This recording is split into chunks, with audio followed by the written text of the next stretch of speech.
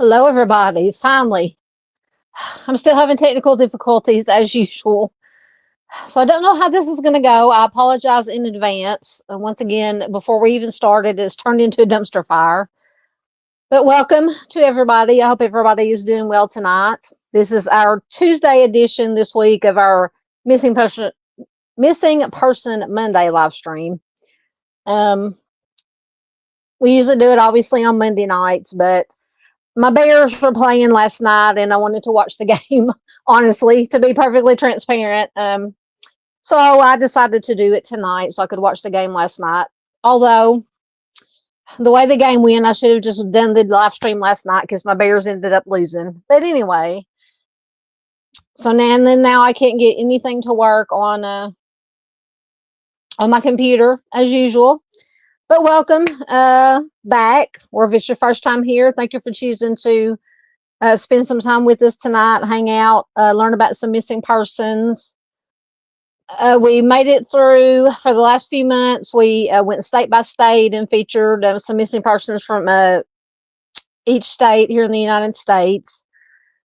So we finished that up, and so tonight, you can see it there. It says Locks of Reunification. That is a Facebook group. Matt Turner, I know his first name is Matt. I think his last name is Turner. Runs that. Does a wonderful job. So I just wanted to. This is kind of going to be like a missing poster Monday, as opposed to going really in depth into a lot of these, especially since my computer is not working properly. I think I have 10. I just went to the group and I just picked out some of the colder cases, older missing persons, because we feature mostly on this channel cold cases, missing persons, unsolved homicides, things of that nature. So I think like I said, I think I picked out 10 to feature tonight. And I'm trying to figure out, I tried to, because I was going to, StreamYard will not come up on my laptop. So I was going to read the slides from my computer screen because I can make them big enough where I can read them. But since StreamYard's not coming up, they're too small to read off of my phone. So I'm going to have to figure out a way to read the slides. I keep hoping StreamYard will come up where I can at least, but it's anyway. Anyway, we'll see who is here. Excuse me for leaning into the camera, but I'm gonna have to do this off my phone. Chris is here. Welcome, sir. Good to have you here. Miss Paula is here. Oh, I don't want to put Miss Paula in timeout. Miss Paula is here. Good to see you, ma'am. Miss Darlene is here. Hello, Miss Darlene. Good to see you. I'm here a little bit late, but I'm here. I know I saw some more people in here. Oh, Miss Darlene says she just ate some ice cream. Ice cream sounds really good. Oh, and Chris says he's not an ice cream fan, but he likes shakes. I love any kind of ice cream shakes, but apparently at my older age, I'm lactose intolerant now. So if I eat a whole lot of, especially like ice cream or drink a lot of milk, which I'm not a big milk drinker, I get it's not pleasant. We'll just put it that way. Miss Darlene says she has chocolate chip mint. Welcome. You'll come up. John Sane. That is a new name for me, but welcome. We're glad to have you here. Welcome, welcome. So apparently Chris may have invited John. Thank you so much, Chris.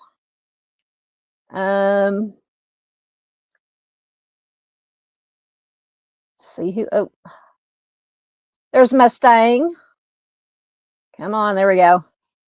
Welcome, welcome, my dear. Good to see you. Please do check out these wonderful creators, Miss Paula, Mustang, Miss Darlene, anybody else that may be in here that I haven't got to yet. Julian is here. Always good to see Julian. Romero is here. Oh, sent a $2 super sticker. Well, thank you, Romero. Thank you so much. That is very much appreciated. So if I can find the moo cow.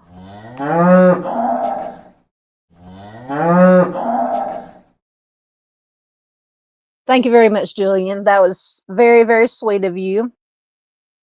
Nope, I want to get back to my comments. There we go. Thank you so much. Thank you so much. Now I got to get down. There it is. Okay. Once again, I apologize. I'm usually much better prepared than this, but once again, nothing is working.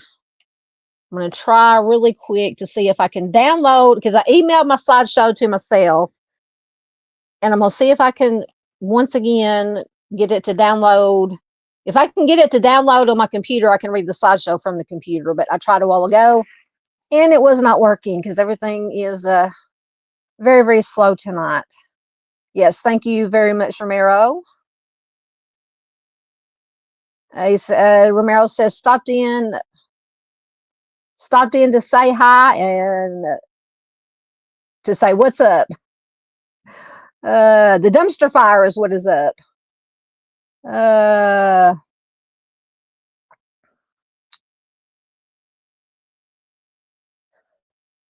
Rose really Mars says hello. I think or says hello. This is my first time joining your live stream.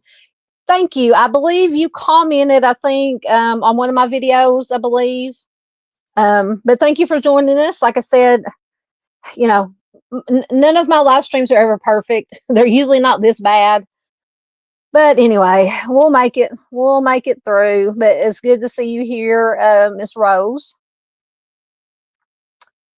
Once again, I'm trying to read off my little bitty phone screen right now.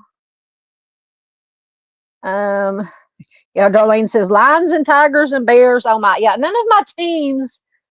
Well, college, my Razorbacks won, so I was happy about that. They actually played an in-state rival, the ASU Red Wolves, out of ASU Jonesboro, the first time they'd ever played, and of course the Razorbacks won. But as far as the NFL, the Chiefs lost, my Bears lost, so I'm just 0 for 0 this week in NFL.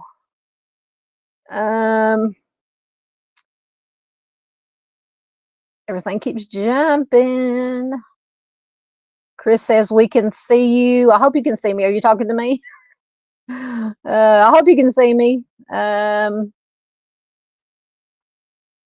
Romero says he always bets against the Bears. That's a wise choice.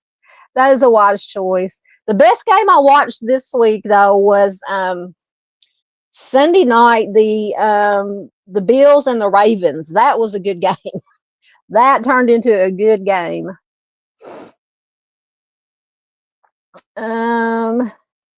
Yes. Mustang says the YouTube gods are punishing me for some reason. Who knows? Who knows what I did? There's is that Matt Turner, Matt Turner from Locks of Reunification? If I'm wrong, if it's not the Matt Turner, please let me know. I'm assuming it is him. But good to have you here, whether it's the Matt or not. Oh my goodness, I feel so bad because nothing is working. There's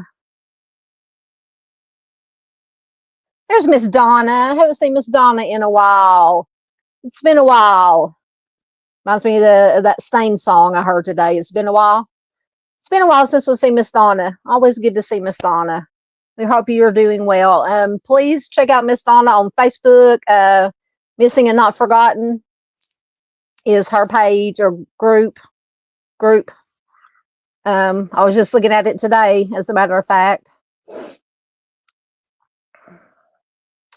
Oh, excellent. So Miss Rose says she is also an admin of Locks of Reunification. Excellent. Excellent, excellent. Oh, goodness. So my email won't load. StreamYard won't load on my computer. I'm going to have to figure out some way. I'm going to try one more time to get StreamYard to load. I'm going to have to find some way where I can read. Matt is a huge Razorbacks fan. Where do you live, Matt? Excellent, excellent. Always good to see other Razorback fans in here. Chris says he's anything but a Kansas University fan. Oh yes, it is the Matt Turner. Thank you. Well, thank you for being here, Matt. Me and Matt have been corresponding today on Facebook Messenger, getting to know each other a little bit, and he was giving me a case that he wanted me to take a look at to feature, and I said absolutely, anything I can do to help any family members or bring more attention, more awareness to any case that needs attention. It's good to have you here, Matt, and Miss Rose.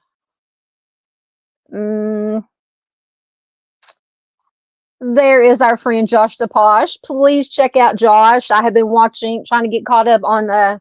He just started his channel not too long ago. I think he's done 3 live streams now. I've watched all of the first one. I started watching the second one. What was it? Gloria.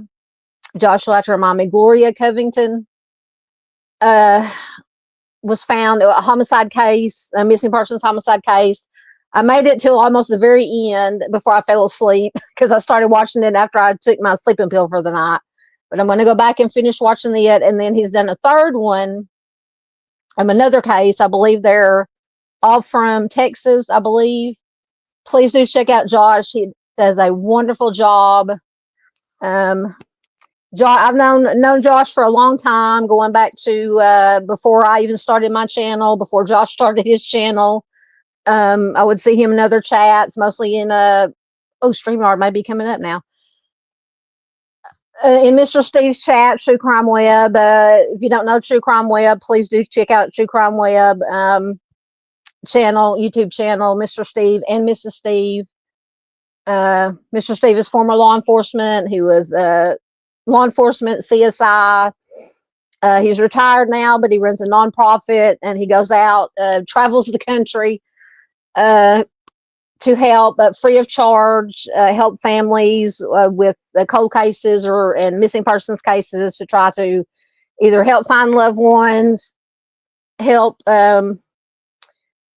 try to get some closure, and maybe some prosecutions going in some cases. I'm gonna see if it'll let me into StreamYard on here. But Mr. Steve is a wonderful, wonderful person. When he's not dragging Mrs. Steve through the woods in his recreations that he does. Right. Forgive me once again. I'm multitasking. I'm hoping that StreamYard is going to let me in because it's so much easier. I'm hoping it'll bring up the, there we go. Yes, we got it. I can read it now. Fingers crossed. Keep your fingers crossed that it stays. That it stays. All right, so let me, okay, there's where I was. Anyway, okay. Oh, Lordy, I should have taken an extra pill or something tonight. I'm just way too jumpy. There's Miss PJ. Welcome, ma'am. Yes, please remember to subscribe if you haven't already. Hit the bell for the notifications. Please hit the thumbs up button, the like button. Most important thing we can do is share it out anywhere and everywhere you can. So as many people as possible can I gotta focus. So as many people as possible will see these cases, very important cases.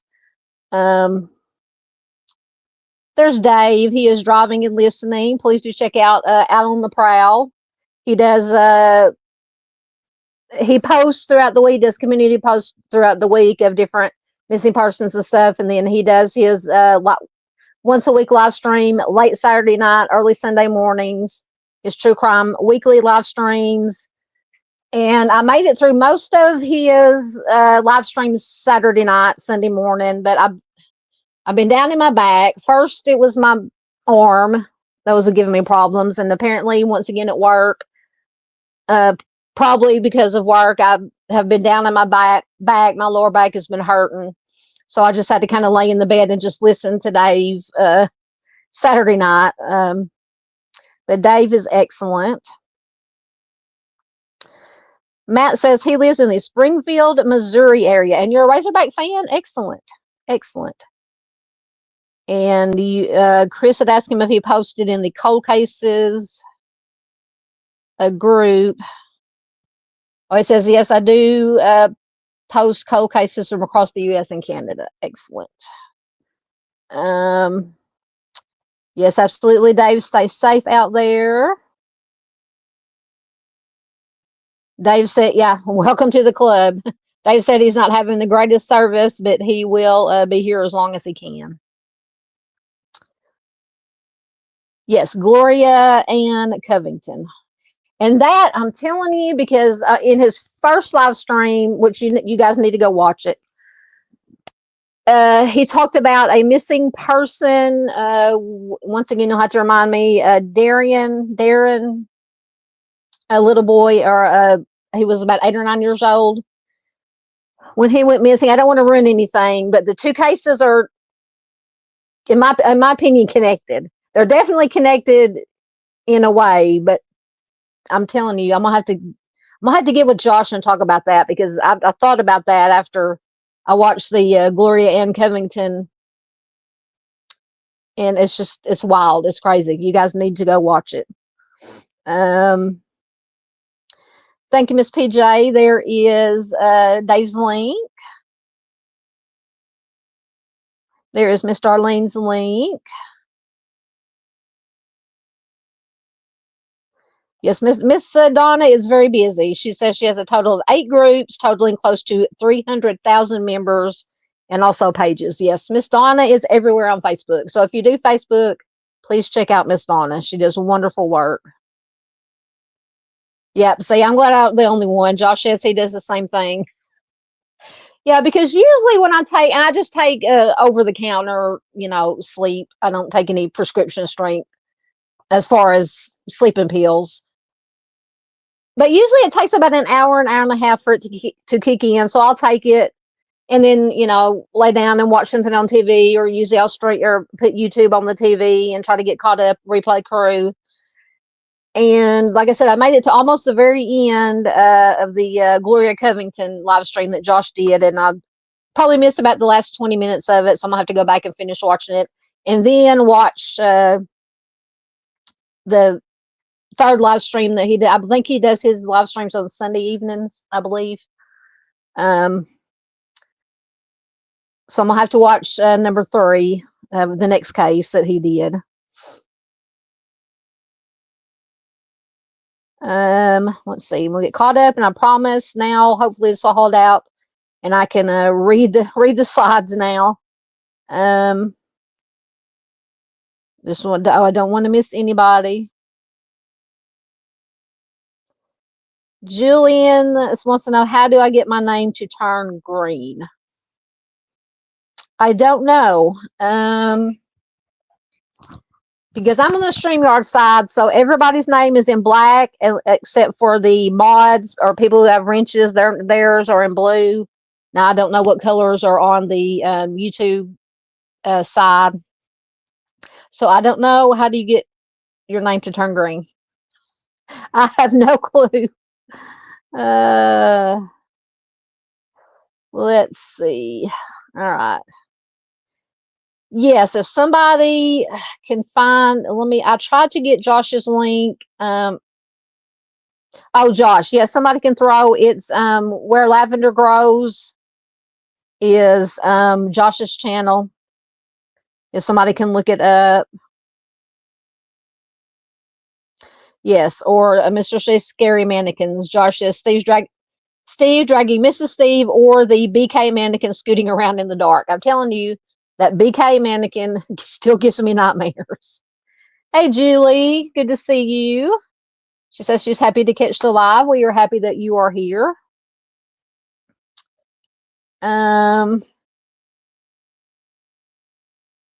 Thank you, Dorian. Did I call him Darren? I apologize. Dorian Dion Thomas. Yes, to me, goodness, Josh has got me intrigued with all these.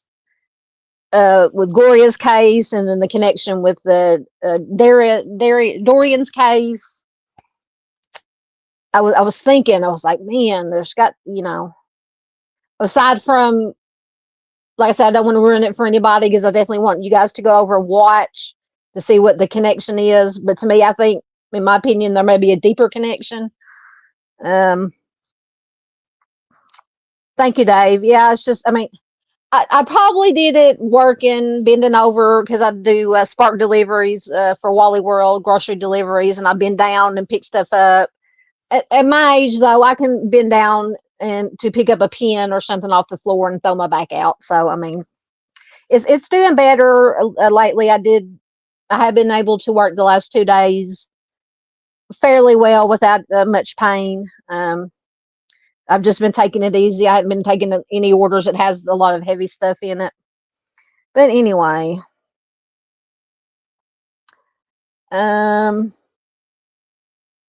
yes, Miss Paula says, I hope everyone had a nice Labor Day. Absolutely. Okay, so Chris says, if I'm assuming on the YouTube chat side, if it's green, it means you're a member, right? Is that what you're saying? I'm assuming.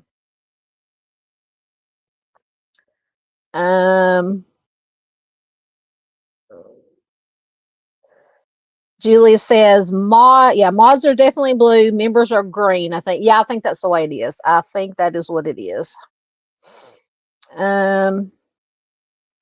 Yes, there. Josh has got his. That's the link to Josh's channel. Once again, please do check it out. I'm telling you, I'm intrigued. Julie says, happy late Labor Day, everybody. All right, so we are caught up. So we're going to get started. First, we have Sherry.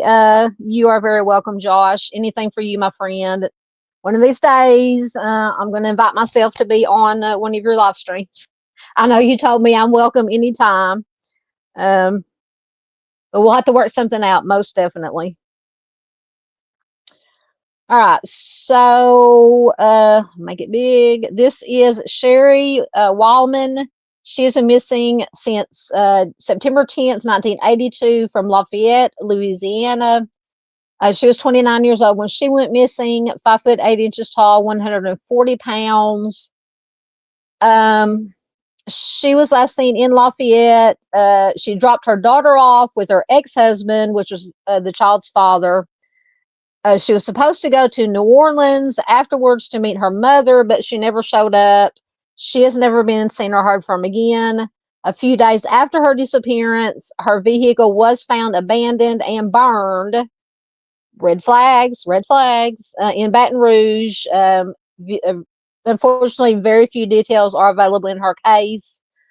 But if you have any information, you can call the Vernon Parish Sheriff's Office at 337-238-1311. And let me see, I'm just going to, as we go along, just see if I happen to come across any extra information on some of these cases. So I got the Charlie Project information, which probably has mostly the same thing, which is not loading. So I will check your comments while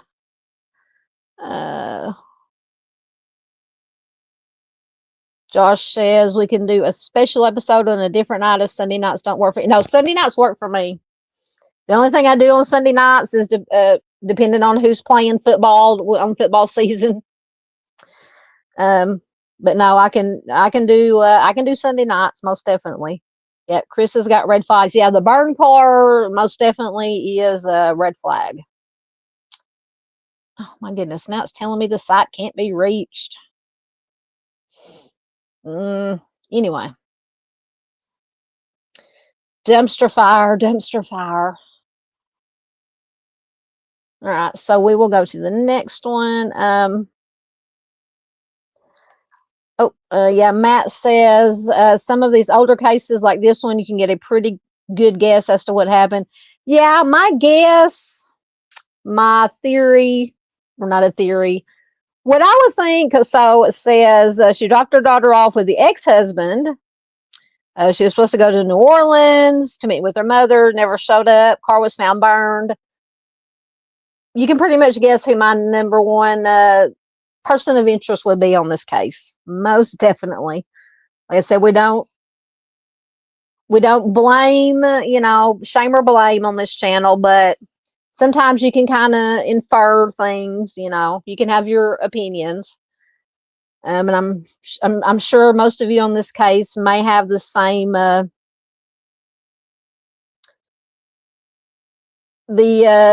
the same person in mind. I'll just say it like that. Chris says the red flag is that the lady dropped her kid off and she didn't return. Yeah.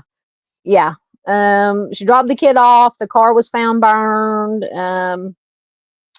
Yeah. So something happened, obviously, between her dropping her child off and then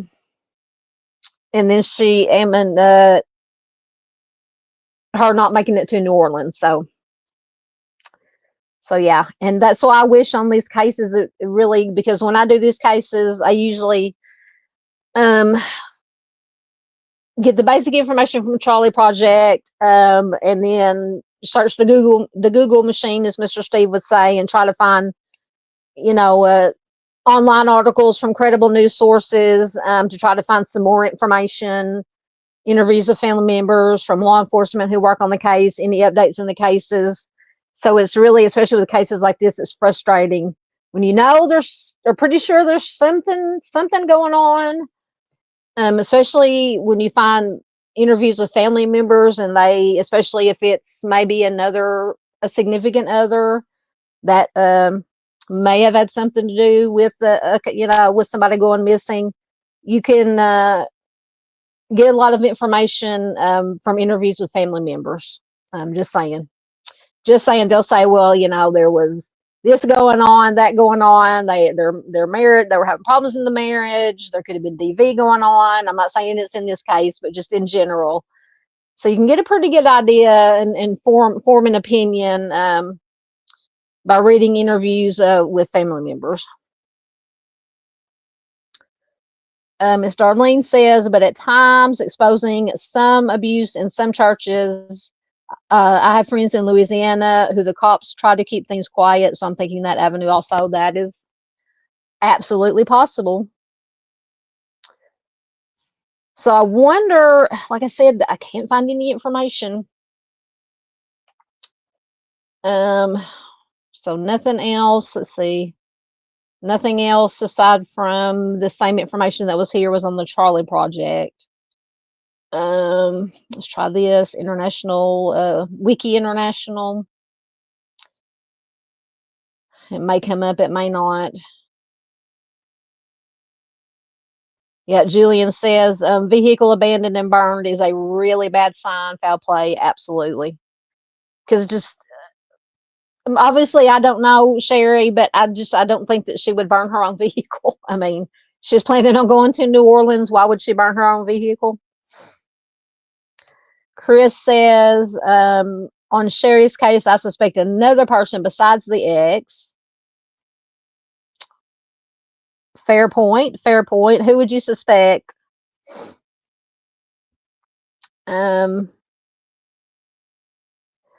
Matt says I worked the Phyllis Marie Corbin case from 1963, and that was a big thing. In that case, that the police, they were very tight-lipped about it. Yeah.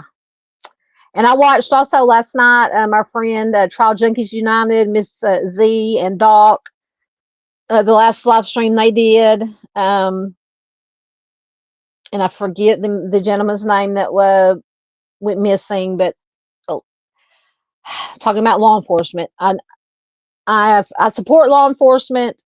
I'm by no means downing all law enforcement, but sometimes, in some cases, law enforcement drops the ball, they try to cover something up, they just don't want to do their jobs. And in that case that she did, was Ronald something, I can't remember the last name. It's just they dropped the ball and all sorts of things. they weren't even in the baseball field with that one, in my opinion. Ms. Darlene says, wonder what church affiliated with have friends who are still in danger in Louisiana. Now, I don't know if it said that she was going to be going to any particular church. Just says she was going to Louisiana to meet up with her mother. John wants to know how old was the daughter. It did not say. Just says she was going to drop her daughter off with her ex-husband. See, that's what's frustrating when I can't find any other information, because you sometimes in articles, it'll give ages. So this is just the same information as Charlie Project.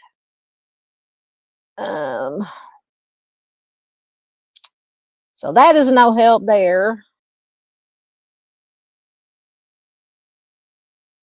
Let's see if Web Sleuth. We'll try Web Sleuth. I love to use Web Sleuth. A lot of times you can find some good information there. Once again, if it'll come up, we'll give it a minute. Yes, that is a good question. It did not say how old the daughter was. There's Miss Peggy. Hello, ma'am. Good to see you.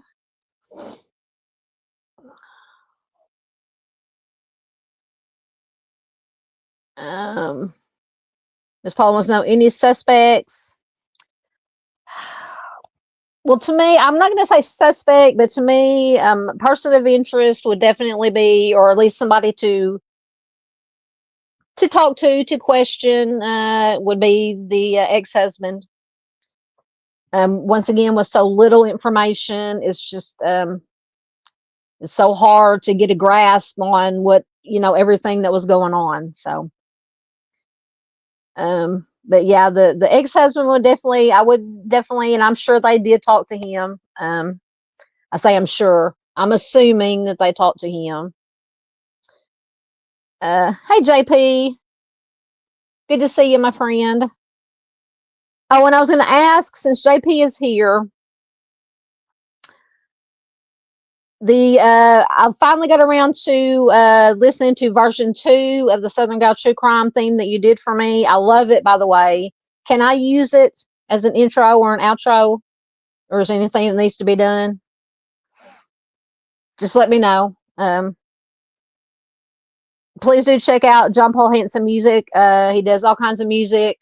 He does theme songs. Has done theme songs for a lot of us for our channels.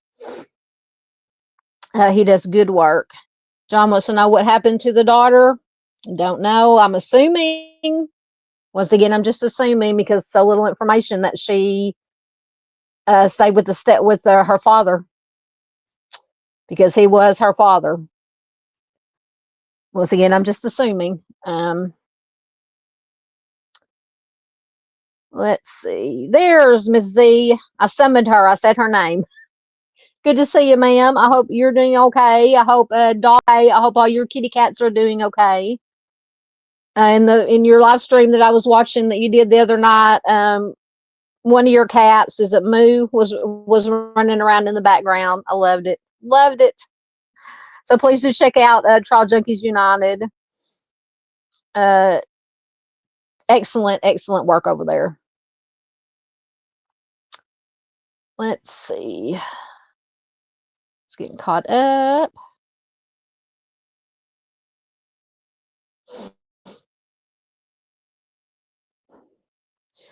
Good. Miss Z says they're doing great.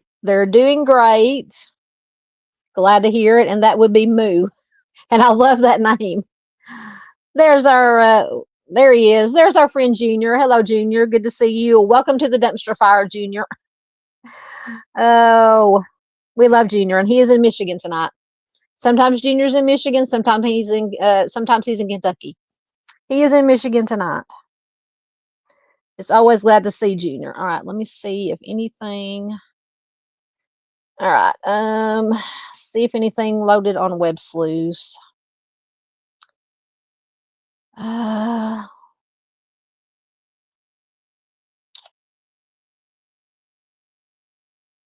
Let me see, just going through some comments.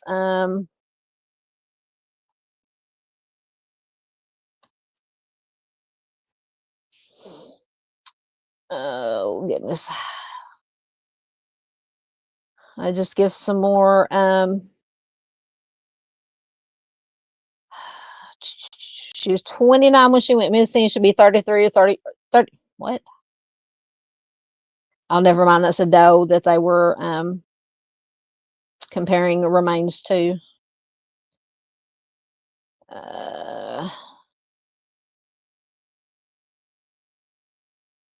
Not finding anything of substance here, unfortunately.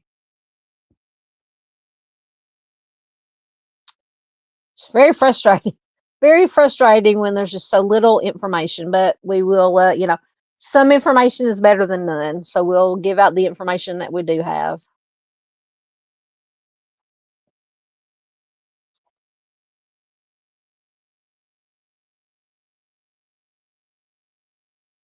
So someone says they're talking about a Jane Doe, but it says it seems Sherry met her fate somewhere in Baton Rouge and not New Orleans. At Little Woods, which I'm assuming that is where a car was found, is about an hour's drive from Baton Rouge, and that is where Sherry's car was found.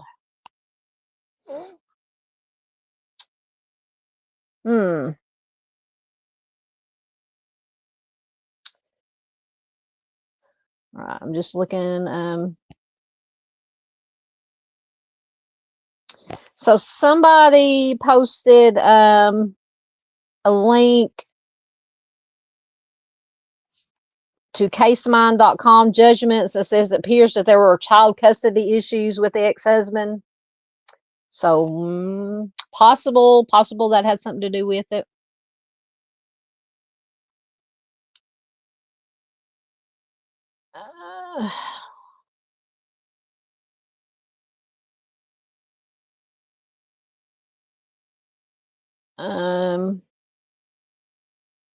Not finding nothing else of that we don't already know.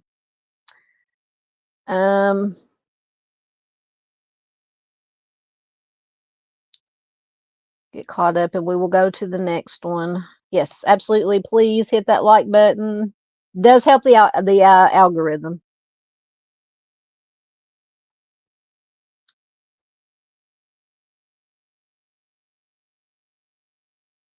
Thank you, Junior. He says he just stopped in to say hi and heading to bed. Yep, Junior goes to bed early. He's an early riser.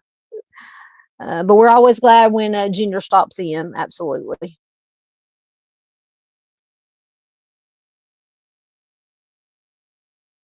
You used to live in Baton Rouge. I think I remember you saying maybe you used to live in Louisiana, Miss C.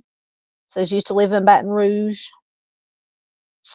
I don't think I've been down to Louisiana several times. I don't know if I've been to Baton Rouge. I've been to Shreveport, Bossier City for about 9 or 10 times, to Mardi Gras down there, and then the last time we went to Mardi Gras, because we go with Little Rock Tours, tour bus or tour company, and last year we went actually down to Lafayette, down to Cajun country, which was interesting. I think I like Shreveport, Bossier City better, but we did get to do a swamp tour. I got to see some alligators.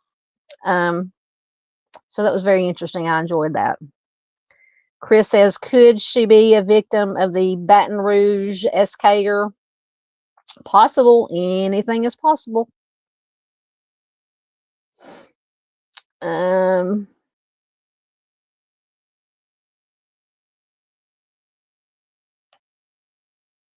You talking about Baton Rouge? MSZ says it's a beautiful area. Yes, I love Louisiana. I love it. I've been to New Orleans once for a few hours when I went on my one and only cruise. It left also with Little Rock Tours. It left out of Louisiana, and so we spent the night in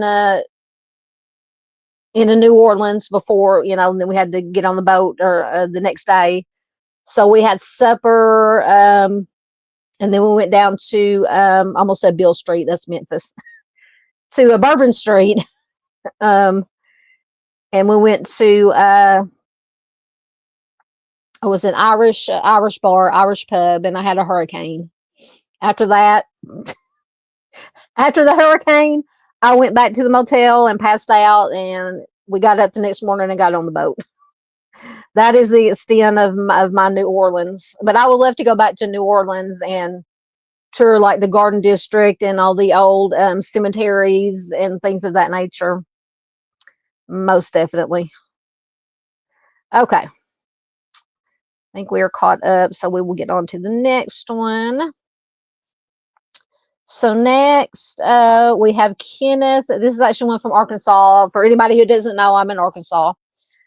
As if being a Razorback fan didn't give that away. So this is Kenneth Ray Weaver. He's been missing since December 25th, Christmas Day of 2000. So almost 25 years, from Fort Smith, Arkansas. He was 37 years old when he went missing. He is 5'8" tall, 165 pounds. Let me see if, because I had Charlie Project information.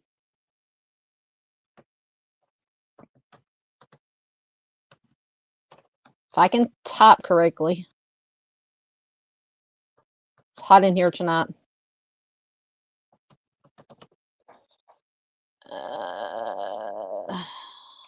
See if this is the right one.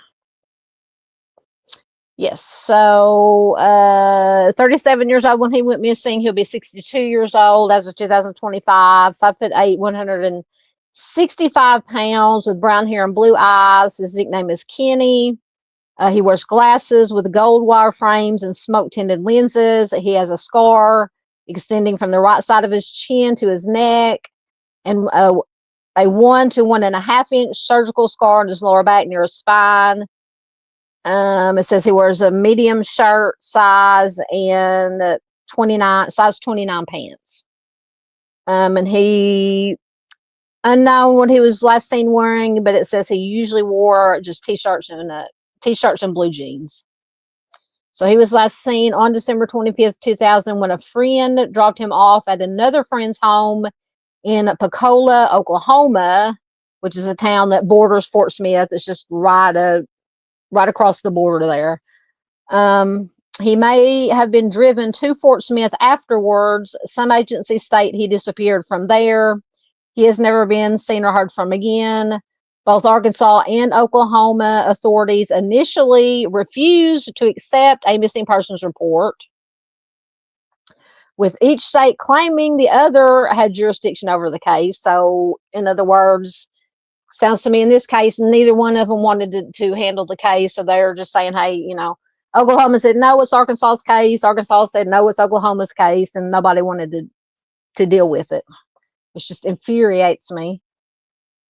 So as a result, an official report was not filed on his disappearance for 5 years. Once again, little information is available in Mr. Weaver's case. But if you have any information, there are lots of phone numbers. You can call the Pecola Police Department at 918-436-2476. Crawford County Sheriff's Office, which is Arkansas, I believe, unless Oklahoma also has a Crawford County, which is 479-474-2261. The Arkansas State Crime Lab at 501-227-5747, or the Oklahoma State Bureau of Investigation at 580-298-5525. So that just once again infuriates me that neither Arkansas nor Oklahoma apparently wanted to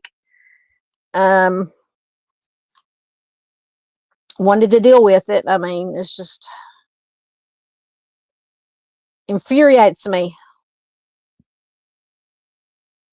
Yes, I would love the Voodoo Museum. Yes, because I'm into all that weird kind of stuff.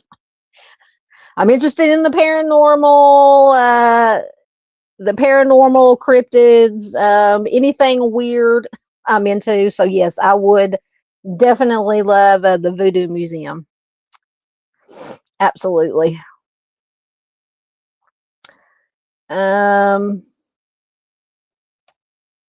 Chris says, I was thinking Derek Todd. Who's Derek Todd? You have to refresh my memory. Julie says she's looking at lots of reunification on Facebook. See, and I tried, if anybody with a wrench can go over to Facebook and grab the link to the group, to the lots of reunification group, and put it in the chat, and then I can pin it to the top, or whoever puts it in can pin it to the top. I tried to get to it earlier, and I could not get my Facebook to come up on my computer. Let me try it one more time.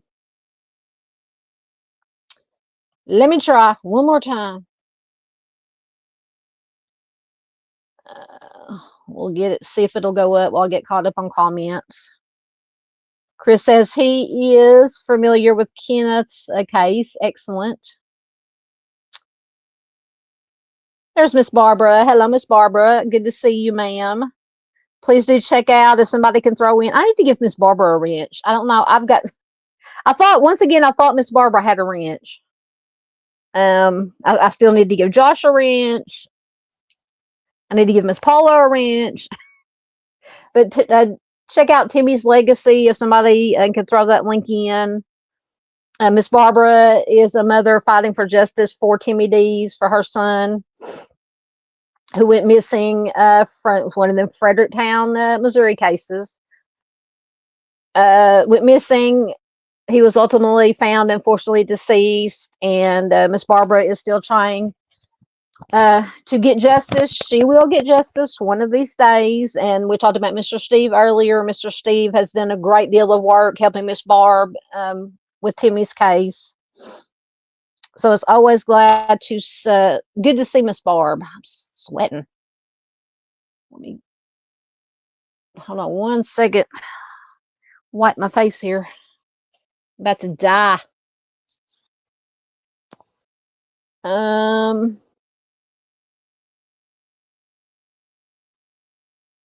Matt says, I never could get an idea as to what exactly happened to him. It felt like a pretty confusing case to me.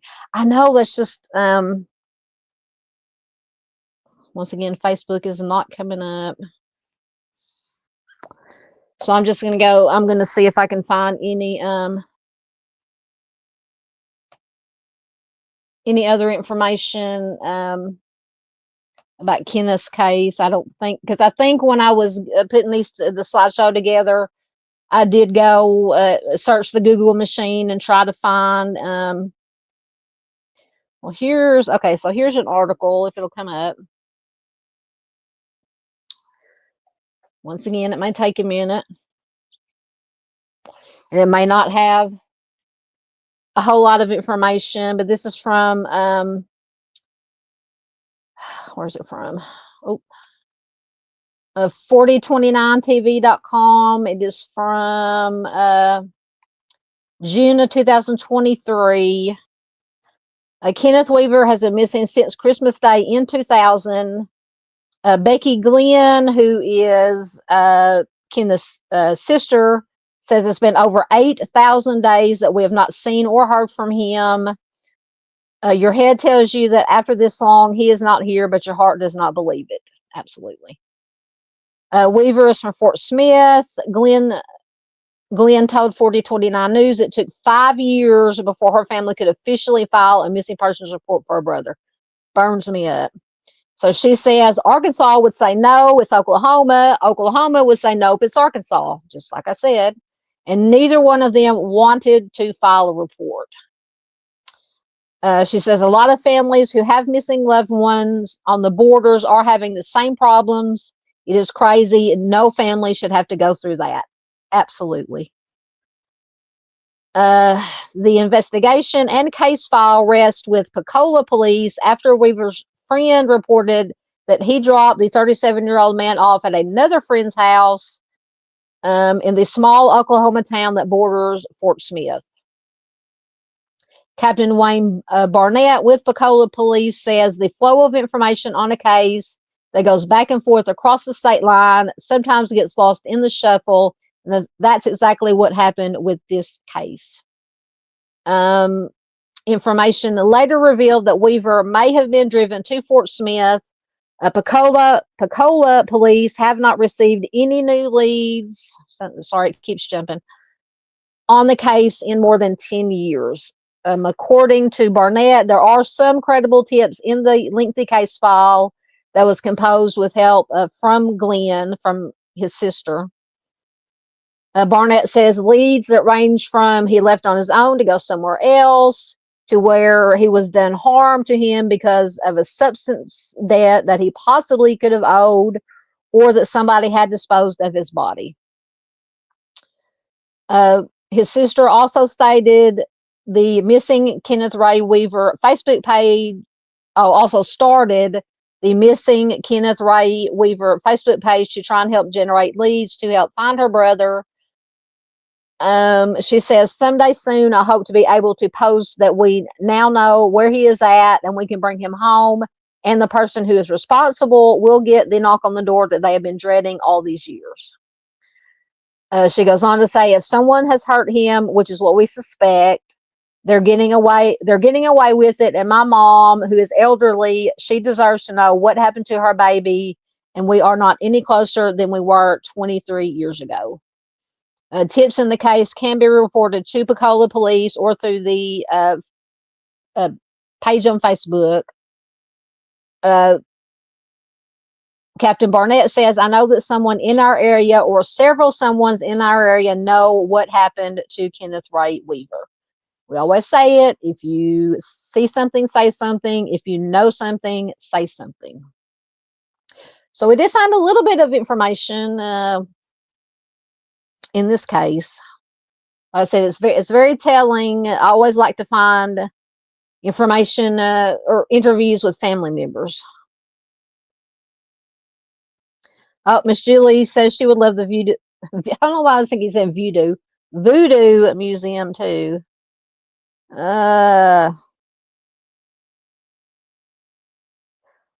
Chris says he's not a big fan or believer of spirit boxes. I'm not either. See, I watch all these ghost hunting shows, but for entertainment, purely for entertainment. I'm not saying that that spirits don't exist. Just because I have not seen one, it doesn't mean they don't exist, but it doesn't mean they do exist. But Miss Julie says there's a Ouija board festival in Baltimore a couple of years ago, which isn't too terribly far for me. Robert Murch is the Ouija guru. Are you talking about giving wrenches on here or a mod on Facebook? Hold on. I do not know if I can get. Oh, I have to go to my other. Hold on, my 1 second. If you're talking about giving them wrenches, if I can get YouTube to come up um on my computer, I can give wrenches out. But once again, that's a big if.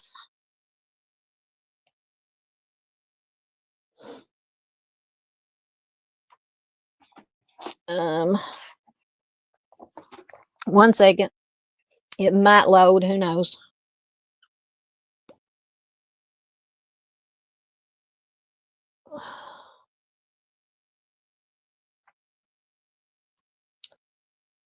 I'll give it a minute to see if it's loading.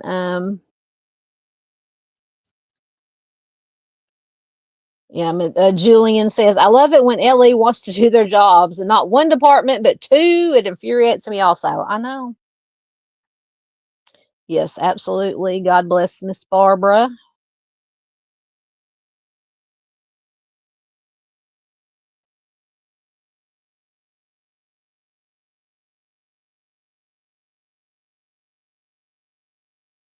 See, that's the trouble I had. Miss Rose says, I'm at the group, but I'm not able to find a link because I was going to, I tried to do it through my phone this afternoon while I was at work. I was going to go ahead and post it in the chat and then pin it to the top, but I could not find a link. A link to copy and paste. So I ran into that problem too, unfortunately.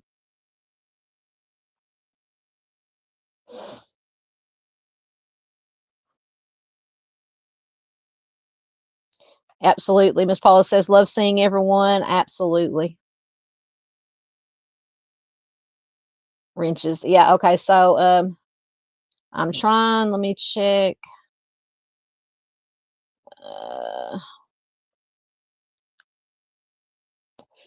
It's working slowly but surely, and I'll throw some. Everybody duck. I will start throwing some wrenches around.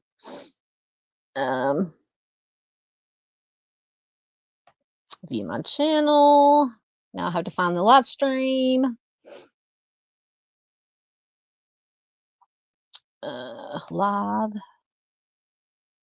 Yes, I talk to myself when I'm doing things.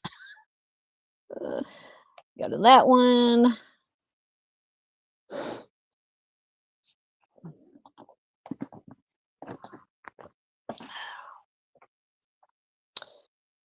And of course, chat, it takes it forever for the chat to come up.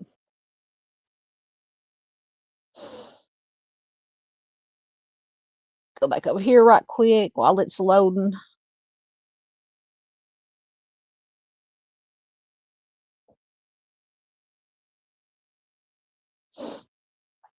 Oh, come on. Still not loading. Come on. Why are you not loading? You're not even trying to load.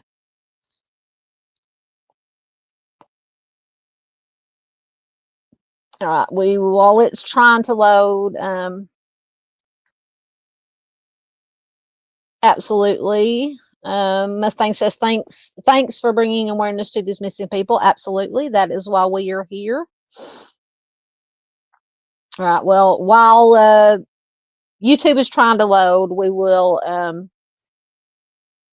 So I don't even think. So this is Tanya Harrington. I don't even think she had a Charlie Project page. But she has been missing since June 7th, 1996, from Wisner, Louisiana. She was 20 years old when she went missing. 5'7", 130 pounds. Oh, sorry, I forgot to turn my camera back on. Oh, geez. Almost kicked myself out of the studio.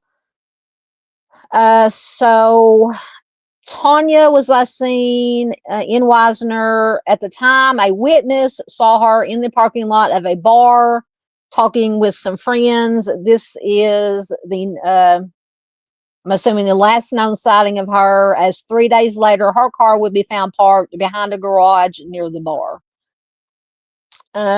So she has strawberry blonde hair, green eyes, her ears were pierced. She was 5 months pregnant when she went missing. To me, that will be key. Not, something to look at. She had a prominent scar on her right thigh. She had a scar on her cheek and face. She had a mole on her neck. She was last seen wearing t-shirt, shorts, a panda coin ring, a Wisner High School class ring, and an engagement ring. Belongings, a keychain with a wooden Tanya pendant, and apparently she had pepper spray with her. So to me, I don't know. I'm going to see if I can find any other information.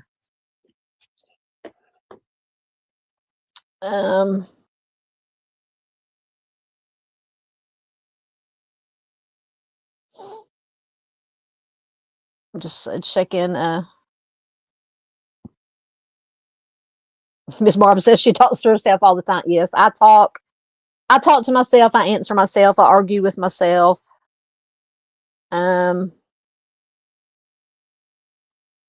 Matt says he talks to himself while he's making flyers.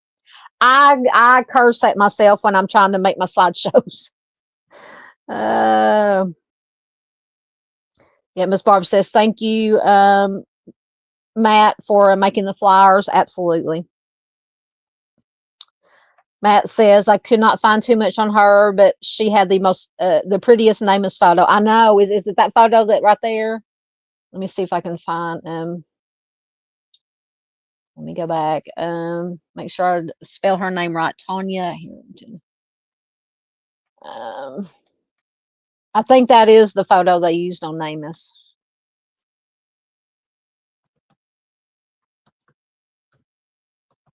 Let me picking on my keyboard.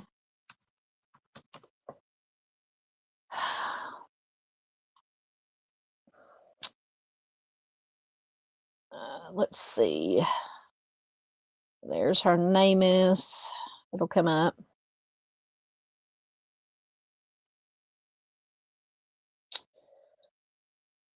Once again, everything's slow. My farm signal is slower than usual.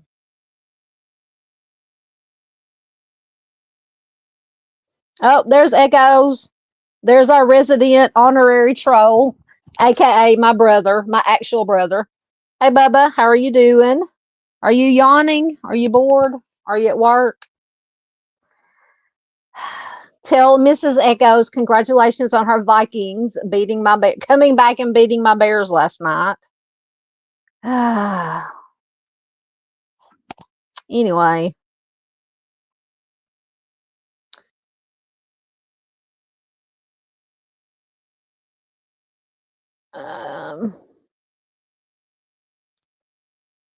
Yeah, I believe they use that. Once again, the NamUs is not loading right now. Go figure.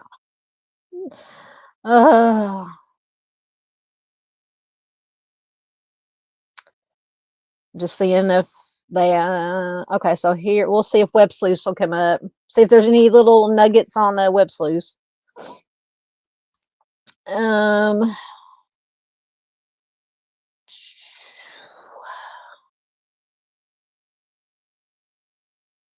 So just the so jewelry, we went over that. Her dental is available, DNA is available, agency case number, NCIC, NamUs, Doe Network, agency jurisdiction, Franklin Parish, Sheriff's Office. Once again, at the time of her disappearance, she was 5.5 months pregnant.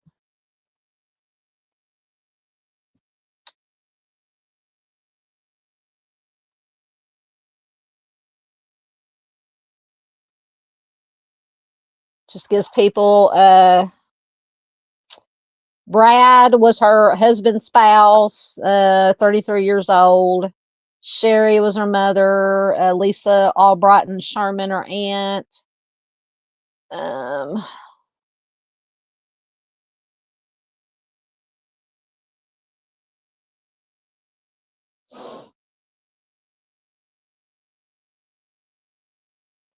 so somebody, let's see, when was this posted? 2017. Just some observations from whoever posted this. Says, first of all, what really stuck out to me about Tanya's case, she was around my age, just a bit younger. And most females around our age are familiar with glamour shots, photos, which that photo does look like for anybody of a certain age. Remember glamour shots back in the 80s, 90s, which were quite popular back at that time. So I think that her glamour shots pic initially caught my eye, although I never took one as they weren't my cup of tea. Once again, she's 5.5 months pregnant. She disappeared from a very small town, Wisner, Louisiana, and Franklin Parish, approximate population of 1,400 people at the time. That's even smaller than the small town I live in. Wisner had one grocery store. Says if you look at Google Maps, you'll see that this was a small town with pretty much nothing but a whole lot of green around it. So, not exactly right off any highway. So it wasn't a place that should have a lot of transient traffic. So once again, take with a grain of salt. But this person says there was a history of DV between Tanya and her husband. She says, according to one of the articles listed below, I believe it was the detective who stated that Tanya's estranged husband, they were separated at the time of her disappearance, with Tanya staying at her mother's mobile home, was reportedly out of town in the South working during the time of Tanya's disappearance.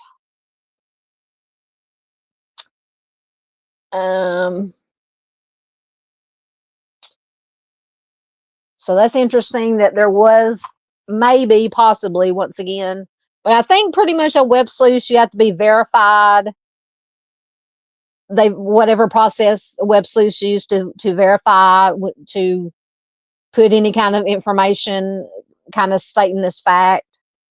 But if that is true, that there was marital problems, history of DV in the marriage, she was 5.5 months pregnant.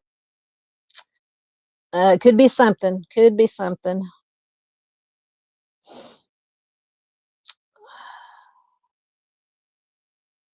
Just seeing if there's anything else.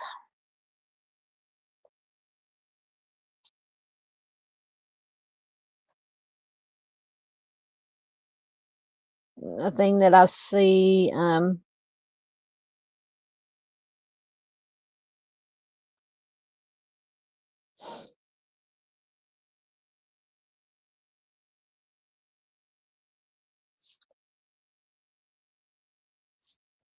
Something about they had two separate PO boxes.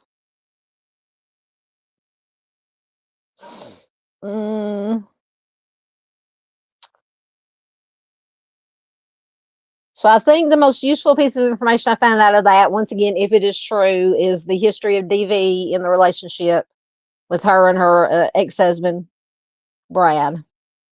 Interesting. All right.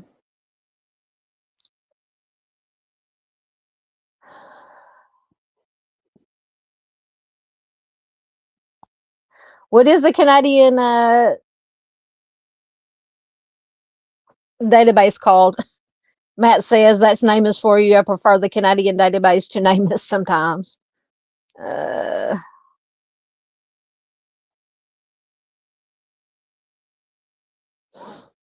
you're in Atlanta right now for work? How long have you been in Atlanta?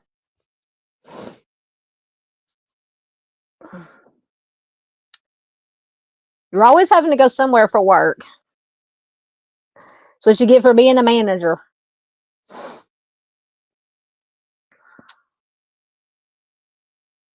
I would definitely consider it suspicious. I always say, anytime somebody goes missing, unless it's found that they left voluntarily, I'm always suspicious. So, yes, I consider it suspicious.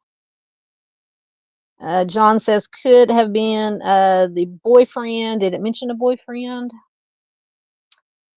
Um, well, yeah, well, so it says, trying to make it bigger so I can read it. Witnesses saw her in the parking lot of a bar talking with some friends. Don't know if they're a male, female, or a mix of the two.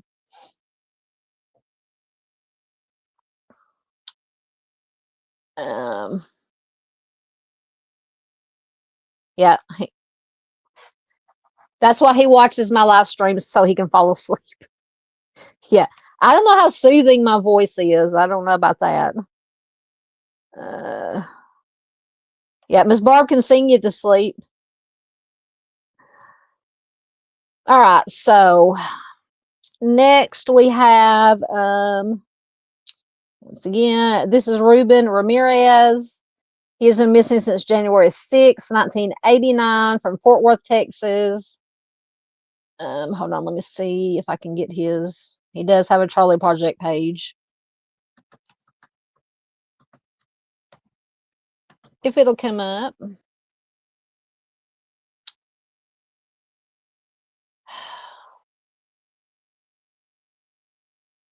There he is.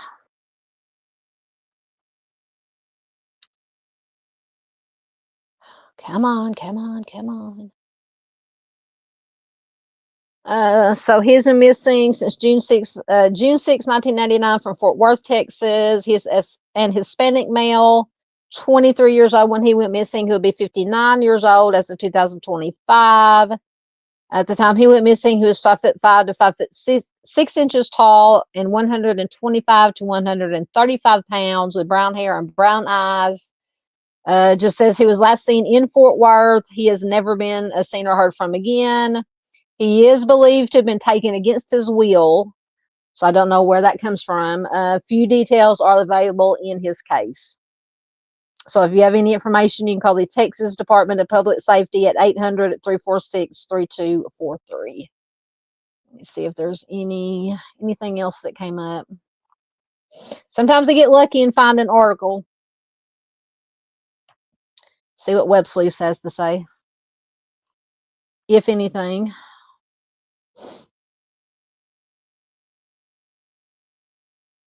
Nope, that was a big goose egg on Web Sleuth.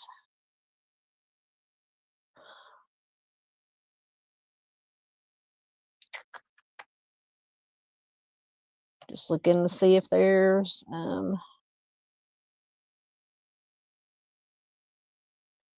just so frustrating when there's just so little information. I'm not finding anything. So I don't know. It just says he is believed to have been taken against his will. Now, I don't know what information that law enforcement, or maybe there was a witness, I don't know, that maybe saw him being taken.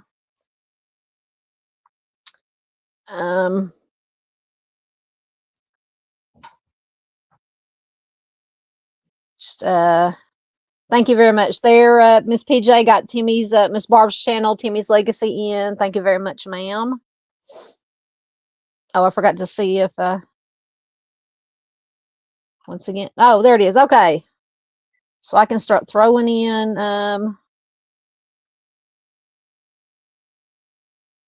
let's see. Come on. Move, move, move. Okay. Miss PJ has a wrench. Give Miss Barb a wrench. Everybody duck. I'm gonna be like Dave and start throwing wrenches around. No, I don't want to put her in timeout, as is a moderator.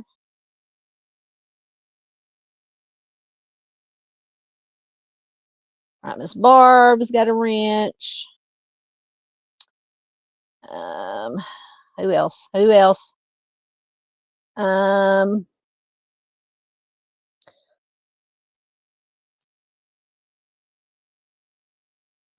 Josh. Oh, Miss Darlene. And this moderator. Right.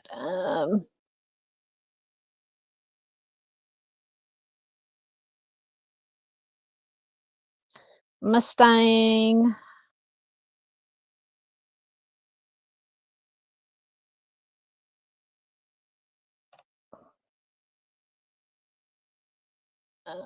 Just going down through here. I'm trying to find Josh. Don't know if he's still here. Oh, Miss Paula. I could have swore half of y'all already had wrenches, and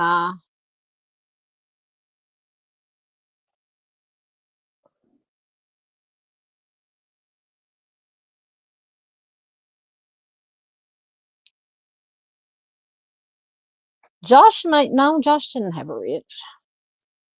Josh, comment again if you're still here. That way I can find you. It only let me go so far back up in the chat. See it just let me go as far as I can go.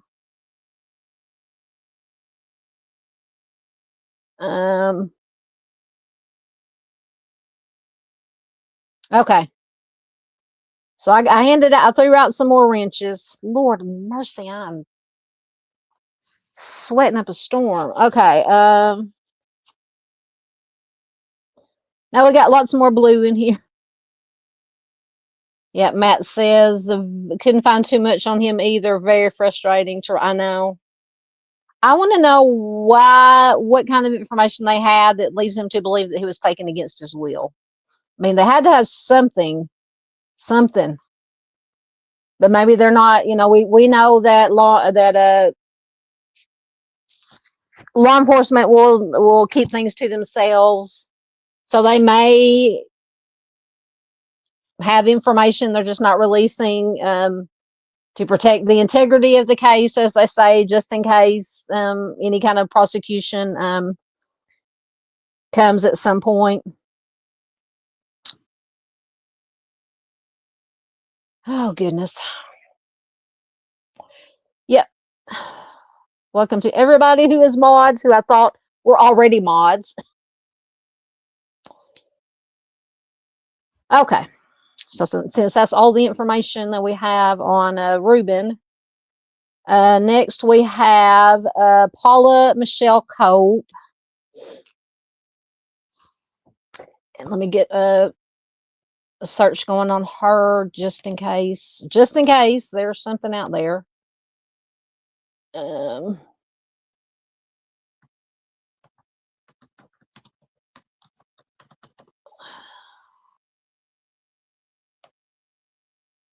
But Paula has been missing since October 5th, 2012 from Key West, Florida. She was 42 years old when she went missing.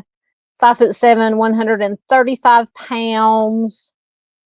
White female, blonde, strawberry blonde hair, blue eyes. She was last known to be in Key West on October 5th, 2012. She had a doctor's appointment a few days before she went missing. Her car was impounded before she went missing, and she never returned to retrieve it, and she has not been seen or heard from since. So please contact Key West Police Department at 305-809-1000 if you have any information. I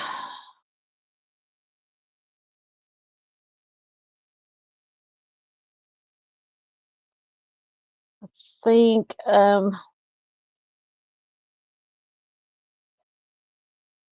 every time I try to go to name this, it says page. Well, on this one, it says page not found.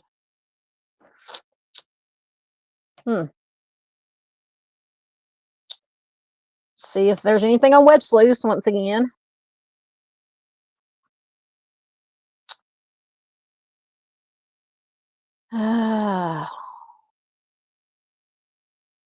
She was 5'7", 135 pounds.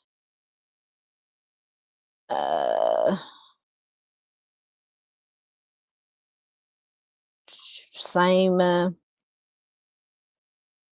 She has a birthmark on her calf.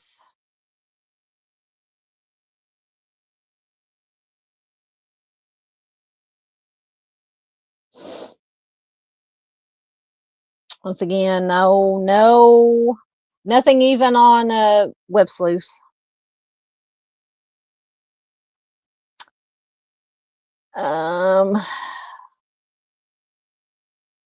Yes, do check out Arctic, our friend Arctic. He is amazing.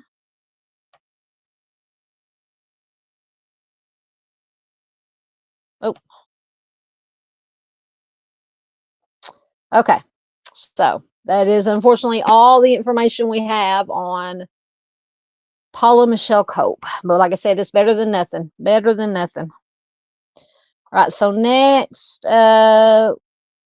we have William Astaire Robert.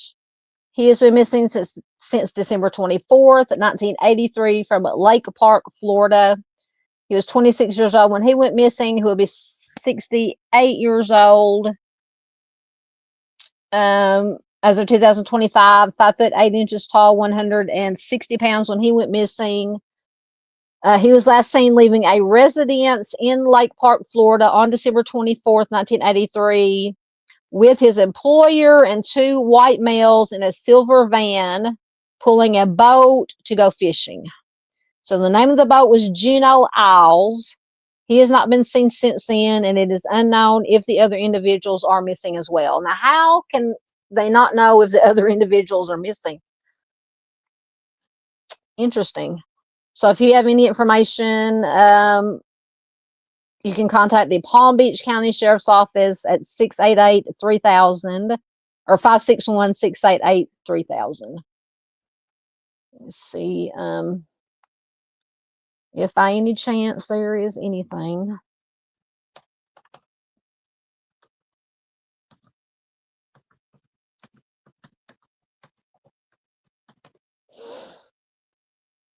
Make sure I put in the right name. Right name, yeah.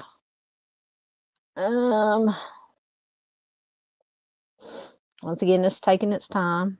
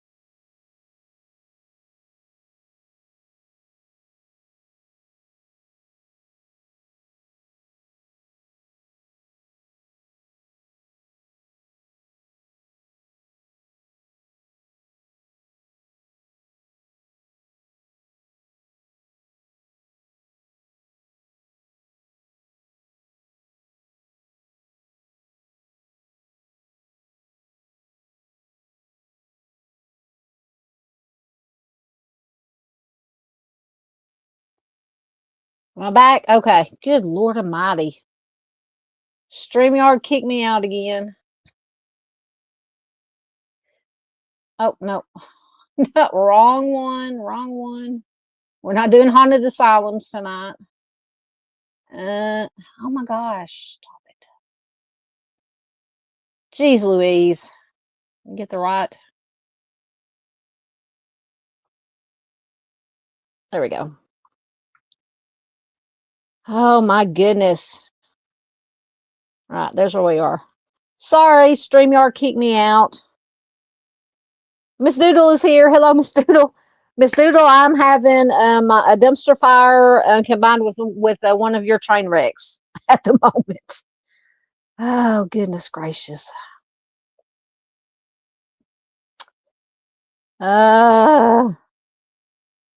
Please do check out Miss Doodle also. She does wonderful work.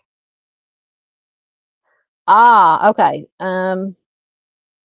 So Matt says, so I am in contact with Williams' family, and there may be more to this case than meets the eye. Excellent. So if you come across any information that you can give out, now we understand if there's information, obviously, that you can't give out. please do keep us informed. Absolutely. So I don't understand, because it said they do not know if these other, was it 2 or 3 people? 3 other people is with his employer and 2 white males in the silver van. Miss Doodle showed up because she heard creeper van. I'm telling you, that's why. Doesn't say if it's white or not, Miss Doodle. So how can they not know? Because I said they don't know if the other individuals are missing as well. How can they not know if the employer and the 2 white males that were in, it's a silver van, Miss Doodle. It's a silver creeper van. How can they not know? Have they not been able to get in touch with them? Have they been reported missing? Have they not been reported missing? I'm confused about that. How can you not know one way or the other if they're missing also? Anyway, are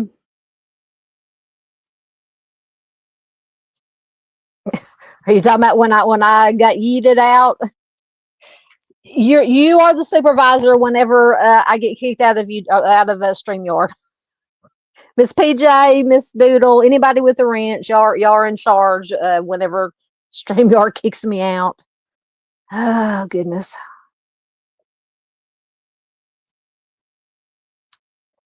The aliens are probably here. That's probably why I'm having so much trouble with my farm signal.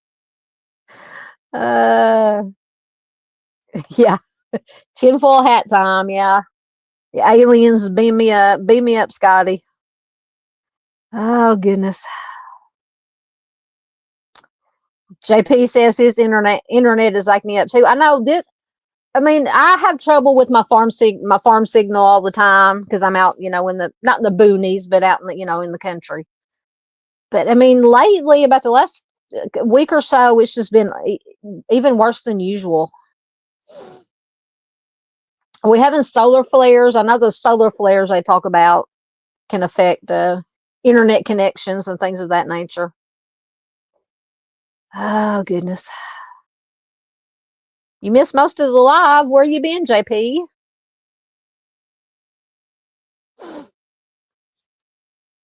Oh, Doodle says her kiddo decided he just couldn't sleep or try to sleep. It's okay. Echoes was in here earlier. He can't sleep either. Yes, always a creeper van. I guess technically in this one, it's not a creeper van. They were using the van to pull a boat. But I would be interested to know if there is any information, because Matt said that he's been talking to William's family or been in contact with William's family, and there may be more to it, more to the story. Yeah, in a lot of these missing, there are absolutely some creepy white vans.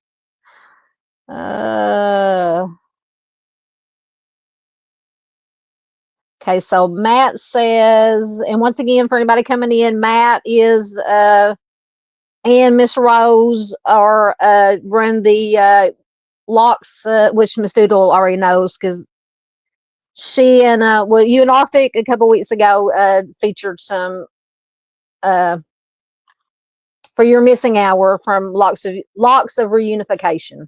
Anyway, so Matt says, so from what I understand, it's William Roberts and Jeffrey Brandon. Jeffrey has never been reported missing for whatever reason. So both of them are missing, but Jeffrey Brandon has not been reported missing. Really? So was he one of the white males, or was he the employer? It would be interesting to know. Matt says, I still don't know who the other 2 individuals are. Okay. Oh, Josh is back. Josh already had a wrench. Okay. I was throwing wrenches around. I couldn't remember if you had one or not.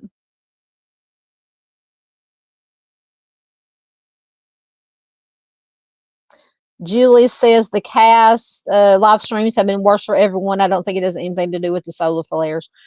I know it's something. I don't know if it's StreamYard. I don't know if that's what I use, the StreamYard. But it's been horrible. or with YouTube. That could be it too.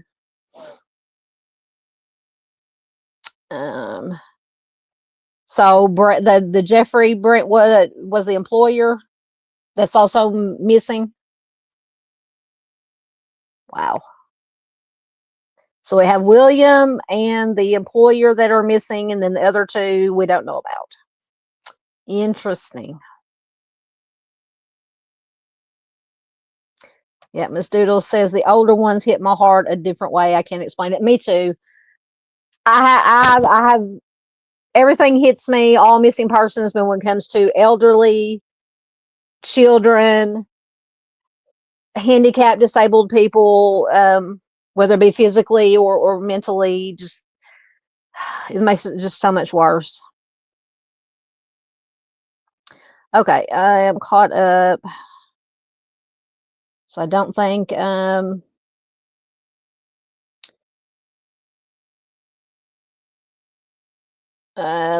I could, no more information, unfortunately, for Mr. Roberts. All right, so next we have make it bigger. April Kelly Reed. She's been missing. Let me get her. Read it from the Charlie Project. Oh no, wrong tab. Sorry guys, I'm not usually this discombobulated, but it's just been a weird night with all the technical difficulties. All right, April Kelly Reed.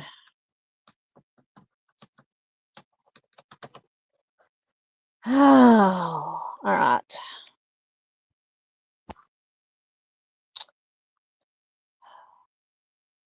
Once again, sweating up a storm here.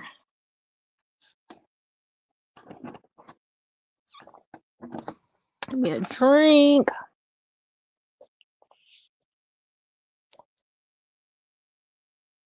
All right, so April has been missing since September 4th, 2001 from Oklahoma City, Oklahoma. She is a white female. She was 20 years old when she went missing. She'll be 44 years old as of 2025. Ooh, she was tiny. The time she went missing, she was 4'8" tall and 125 pounds, with brown hair and brown eyes. It says her left ring finger had been crushed. She has a tattoo of a butterfly on her left shoulder. Her ears were pierced. She may use the last name Myatt, Myatt. She was last known to be wearing blue bell-bottom jeans, a multicolored shirt, and carrying a black wheeled suitcase with a pull-up handle. So she was last seen at approximately 6 p.m. on September 4th, 2001. Is that what I said earlier? Yeah, okay. As she was leaving the Jesus House shelter in the vicinity of the 1300 block, excuse me, of Sheridan Avenue in Oklahoma City, Oklahoma. She has never been heard from again. The circumstances surrounding her disappearance are unknown. So once again, little information. So if you have any information, you can call the Dale City Police Department at 405-677-2443. Let me see if check go good old web sleuths right quick, just in case. JP says that hits him that way too. Yeah, with older people. You know, older people, kids, the most vulnerable, you know. Let's see. Once again, waiting to see if web sleuths will come up. If anything will come up.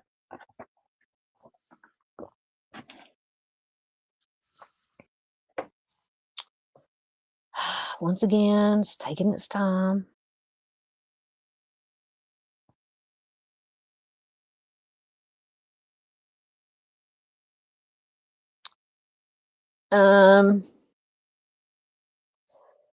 Doodle says it's just the thought that they may be forgotten just hurts my soul. Oh, absolutely. Absolutely.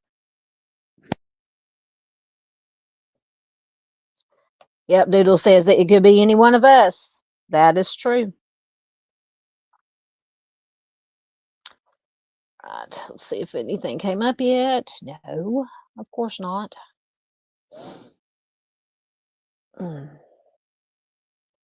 Telling you, I'm so frustrated. So frustrated. Anyway, so we'll back out and see if there's probably not anything else.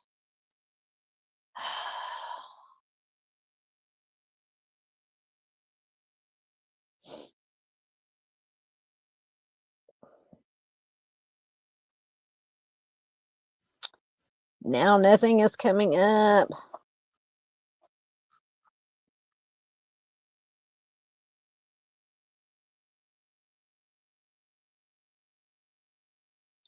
All right. Okay. So next, we have Joseph Neal. He has been missing since July 4th, 2010, from Springfield, Missouri. He was 40 years old when he went missing. So I'm going to start his search just in case.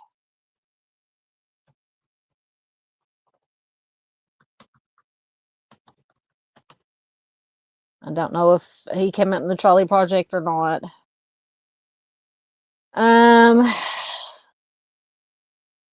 He is 5'11", 175 pounds, with brown hair, brown eyes. He's a unknown tattoos on his arms, back, chest, and his leg. Date of last contact, July 4th, from Springfield, Missouri. And that is about it. So if you have any information, call the Springfield Police Department at 417-864-1810. Oh my goodness, now even the search won't come up. All right, well, there we go.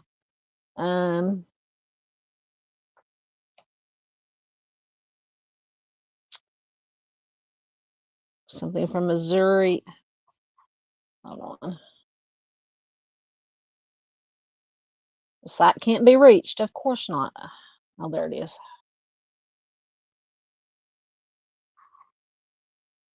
Telling you. Fixing to throw this computer.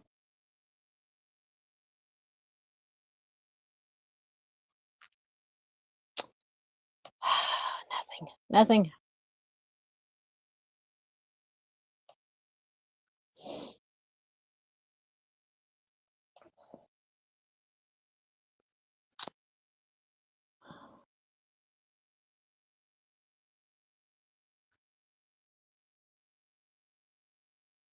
All right.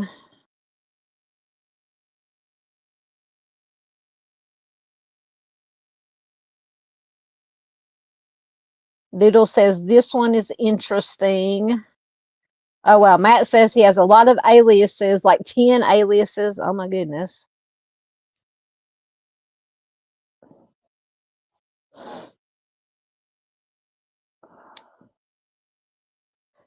Matt says, think he was arrested in Pennsylvania for identity theft at one point. Now, I was going to bring up, because the Missouri State Highway Patrol site had a Joseph D. Neal, and just from the Google search, it said Joseph D. Neal. I don't know if it's the same one. Failed to report to his parole officer, is now considered an absconder. He has tattoos covering both arms as well as tattoos, but I don't know if that's the same one. And that I couldn't get anything to come up when I went to the website.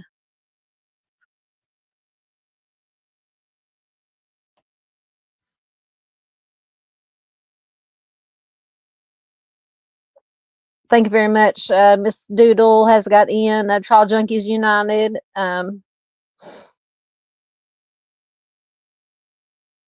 Website or a YouTube channel link. Josh is back. Oh yeah, he was back. Appears he jumped bail for child neglect, according to Springfield News. And Miss Doodle says, I hate to use the rumor mill, but it said that he had 2 separate lives, all hearsay.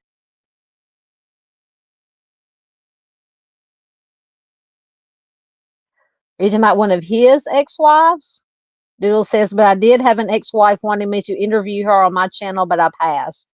Are you talking about one of Mr. Neal's ex-wives?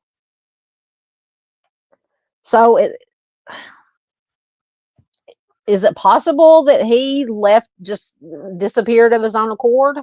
If he had all this going on? I mean, anything's possible. I'm not saying that he did, but okay, Doodle says yes, but I couldn't confirm exactly who she is. Okay. But regardless, I mean, nobody knows where he's at. Like I said, it could be that he just doesn't want to be found. Doodle says anything is possible, but it's outlandish. But at any rate, even if he did go missing of his own accord, he should at least call his family, his children. But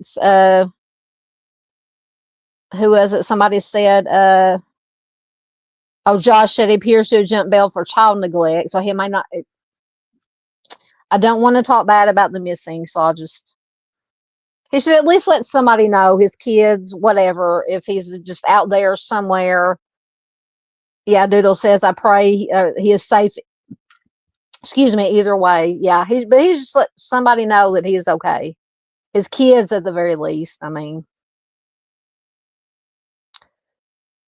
Matt says kind of a wild and crazy case, honestly. Yeah, it sounds like it. Once again, the website won't come up, so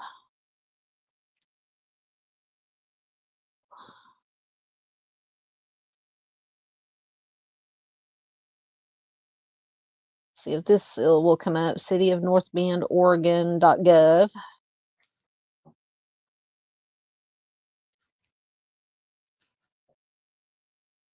So this says Joseph C. Neal. That other one was Joseph D. Neal.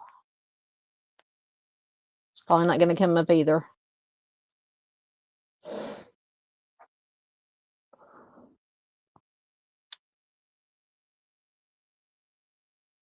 Yeah, Doodles says it's hard to confirm. It's hard to confirm, and I don't want to push misinformation exactly.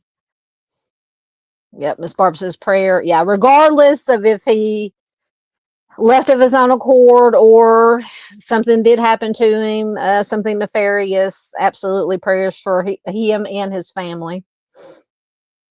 Yeah, Doodle says there's lots of rabbit holes.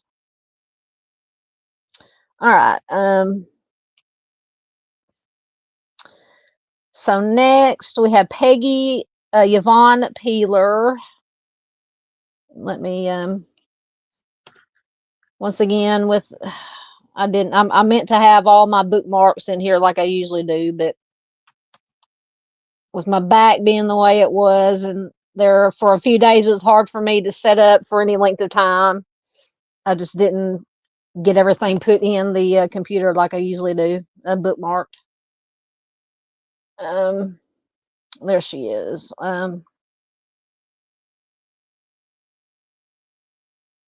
So this is from Oklahoma Cold Cases. So she's been missing since April 25th, 1990 from Enid, Oklahoma. 37 years old when she went missing. She'll be 72 years old as of 2025. 5'6", 150 pounds.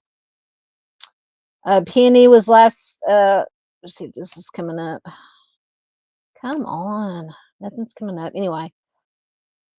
Penny was last heard from on April 25th, 1990, when she spoke on the phone to her mother, who lived in Arkansas. During that conversation, Penny was upset because she was having marital problems. And interestingly enough, Penny's husband went on a trip with another woman a few days later and stated that he last saw Penny in either Sacramento, California, or Albuquerque, New Mexico. Really? She has not been seen or heard from again. If you have any information, contact the Garfield County Sheriff's Office at 580-237-0244. Wow, so that's just convenient that her husband went on a trip with another woman just a few days after she was last seen, said that he either saw her, he can't remember, either Sacramento, California, or Albuquerque, New Mexico. I know who my number one person of interest would be. Unbelievable.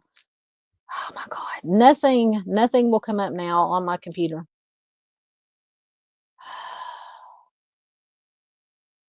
Goodness gracious.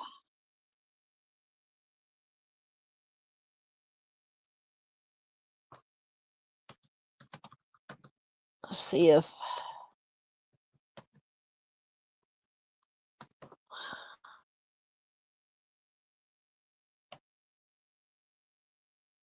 Charlie Project information will come up. It might not have any other information.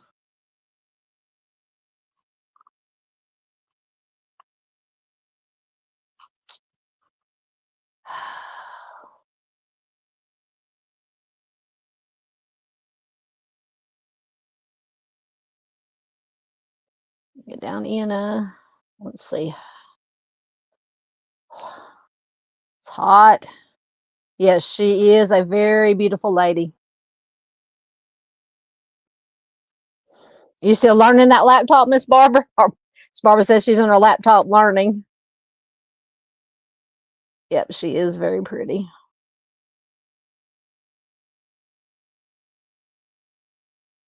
Oh no, it's fine, Josh. You're fine.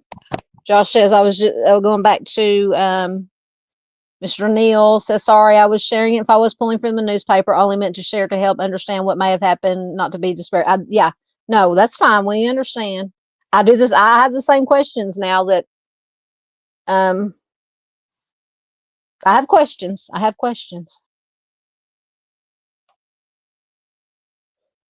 Yes. Yep. Doodle's got her red flag for Miss Penny here.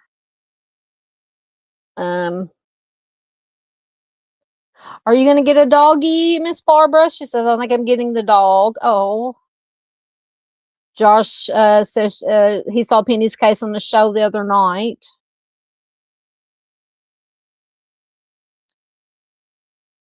Now my comments aren't coming up. Oh, thank you, Josh. Josh sent $10 Southern Gal computer fund. Thank you so much. Yeah, no, I need to get proper Wi-Fi because we can get Wi-Fi out here. I haven't done it. I just go through to run my computer. I go through the Wi-Fi hotspot on my phone, so that's why my computer runs slow. But anyway, thank you so much, Josh. So we get to put another cow in the pasture.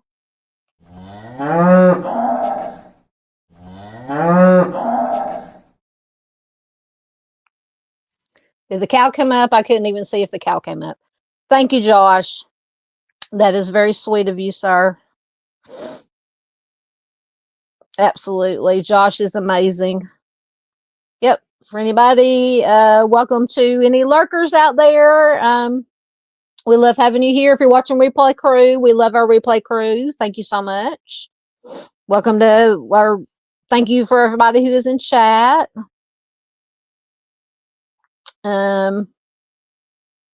This PJ says she's always sneaking around.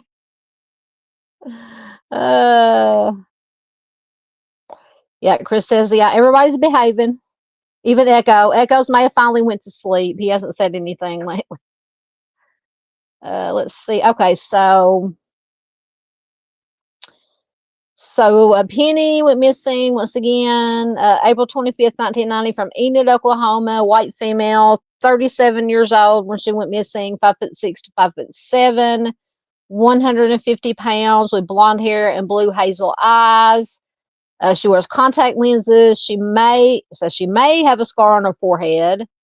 She was last known to be wearing a red flowered blouse, cut off denim shorts, and brown sandals. So she was last heard from once again on April 25th, 1990, when she spoke on the phone to her mother, who lived in Arkansas.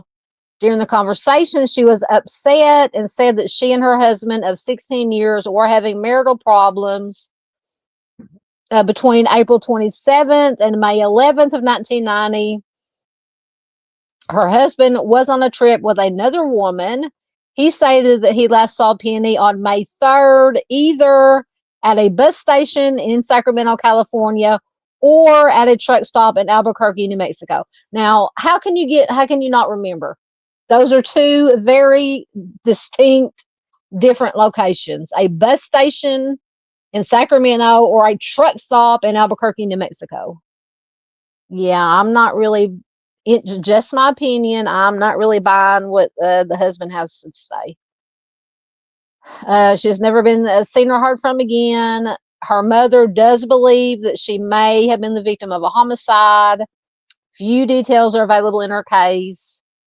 So if you have any information, you can call the Garfield County Sheriff's Office at 580-237-0244.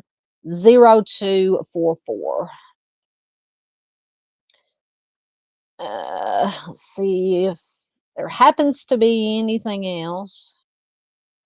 Probably not. I'll just look at a couple of pages through Google. Oh my goodness, really? What is going on? I think I need to update my computer. Maybe I do need a computer fund, Josh. Why is it not going? Oh, anyway. Okay.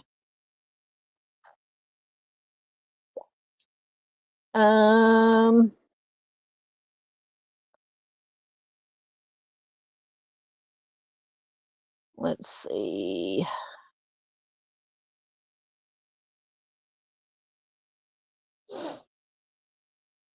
Oh, and our Josh has been a member for a whole year now. 1 year and still kicking. Excellent. Thank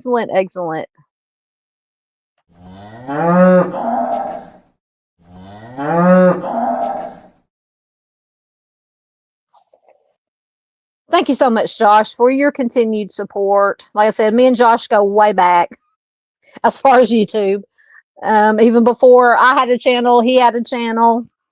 Got to know him through chats, Mr. Steve's chat, and maybe Mom Crew. I don't know. I used to see Josh in a lot of chats. Always a good guy.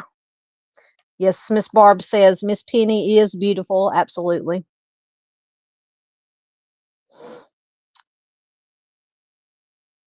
Miss PJ says, yes, everybody was good. You all can get a prize. I heard it was cake.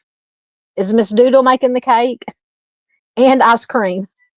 We were talking about ice cream earlier. Yeah, Josh says, if it'll come up, I may be fixing to lose my computer. Oh, come on. There it is. Last seen at either Sacramento or Albuquerque. Yeah. Either at the bus stop in Sacramento or a truck stop in Albuquerque. Once again, two entirely different. How can you get those mixed up? How can you not remember? Like I said, my opinion, I'm not buying it. Oh, goodness.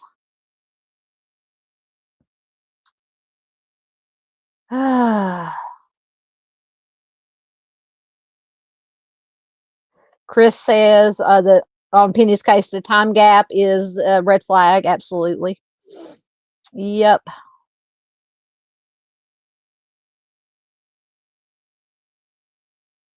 So she spoke on the phone to her mother on April 25th, 1990. And so that was the last time that I'm assuming anybody except for allegedly her husband talked to her or saw her. Her mother talked to her on April 25th.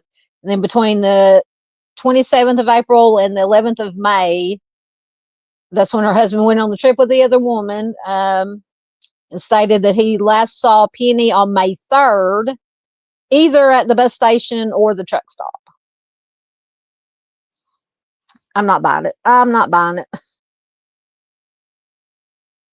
Matt says, I remember when I was writing it up that I formed an opinion as to what happened. A really sad case. Yeah, I think I formed my opinion also. Are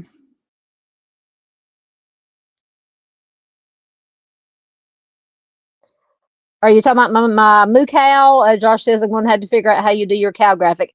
Mind the Monsters. Sunshine made it for me. I don't know how she did it. You talking about my cow? She made it for me. And she also made the, take this down for a minute. She also made, oh, shoot. Let me, now you can't see it because I'm all over the, what is going on? I'm going to take myself out for a minute so you can see the background.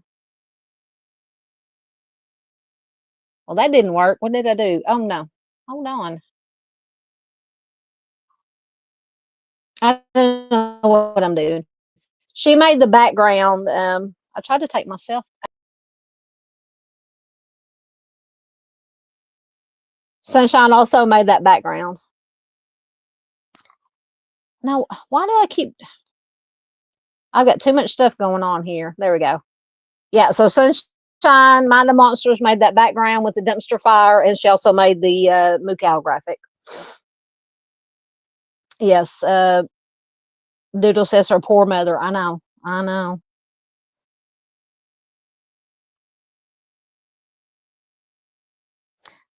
Doodle says one place I never want to visit is New Mexico.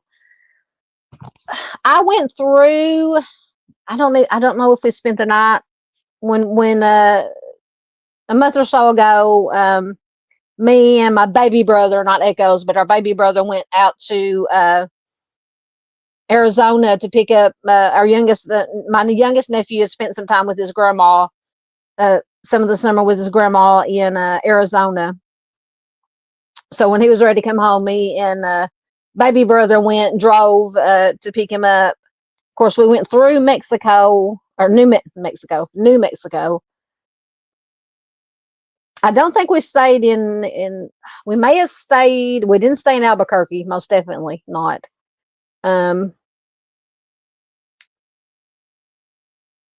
We were going to stay. Where's Tucumcari at? Which state is? I don't know if it's in New Mexico or somewhere else. We were going to stay at Tucumcari. We stayed somewhere close to Tucumcari. Oh, see, I would love. Now Matt's speaking my language. He said he wants to go to New Mexico to Roswell. Sign me up for that trip. John says, in his opinion, the husband lied. That would be my opinion. Also, I'm not buying what he's not buying what he said. Apparently, Miss PJ does not want to go to New Mexico either. Yeah. Matt says, if it'll come up, her case reminds me of Mary Milam's case from a few years before, very similar circumstances. I'm gonna have to look at that one up. I have my man. I forgot to get my pen. Hold on. Thank goodness it was right on top. Let me write that down. A handy dandy notebook. Okay. Was that Mary Milam? Oh, and well, I have my notebook out. Hold on, I grabbed the wrong pen. Oh my goodness. I'm telling you, this is a dumpster fire and a half and a train wreck and a half tonight. Okay. So for future, which we're not done here yet tonight, for future Missing Person Monday live streams, before we eventually we're going to just dive back into state by state again, but somebody, I think it was Chris, had mentioned if we could do cities. So if you have a particular city that you would like me to get together some missing persons from to share, put them in the chat, or if you're watching replay, put them in the comments. And I'll try to remember to put maybe a community post up also, where you can put them in the comments there. But I thought that was a good idea. I think Chris was the one that mentioned it. focusing on maybe some cities for a little while to feature some missing persons from. Hey, Far. As far as here, she made it from Australia. Good to see you, honey.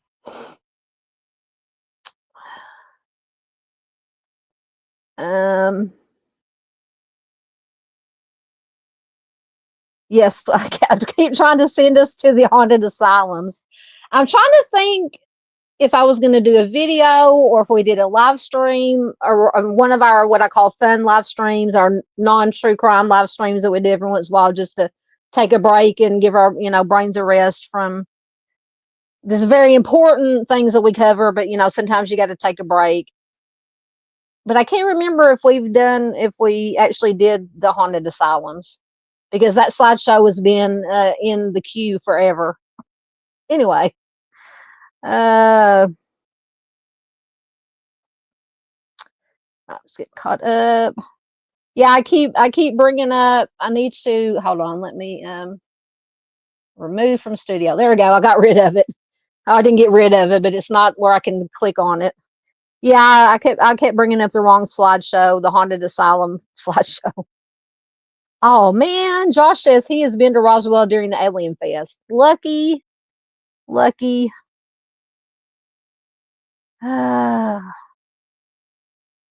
sure I didn't miss any comments. Sometimes I scroll through fast and they jump on me.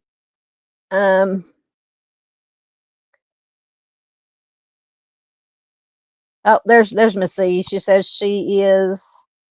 What is she doing? Is she listening and working, kind of lurking? Absolutely, I understand. Oh goodness. Josh says he saw someone with a Ford Pinto. Oh my gosh, one of my friends in school when we're old enough to get our driver's license had a Pinto. I saw someone with a Ford Pinto dressed as a flying saucer with a bumper sticker that said, "Ask me about my bumhole." Oh my goodness. Oh my goodness. Miss Rose says it gets real hot here in Arizona during the summer. It was 102 today. Oh my goodness. Yeah, we went to Payson, Arizona. Because my nephew's grandma lives on the top of a mountain, one of the mountains in Payson. Beautiful, gorgeous. I mean, she's got a gorgeous house, a gorgeous view from the top of the mountain. I could live there, except for the heat. But I mean, it's hot, but you don't have the humidity like we do down here in the South in Arkansas. But it's still hot. They say it's a dry heat, but it's still heat. It's still hot. But it was gorgeous. It was gorgeous. Um.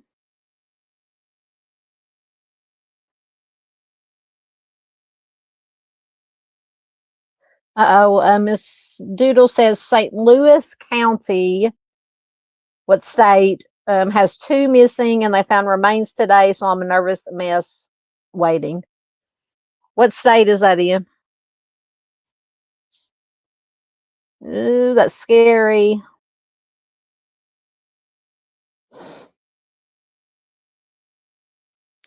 Matt says there's tons of cases from Tucson and Phoenix.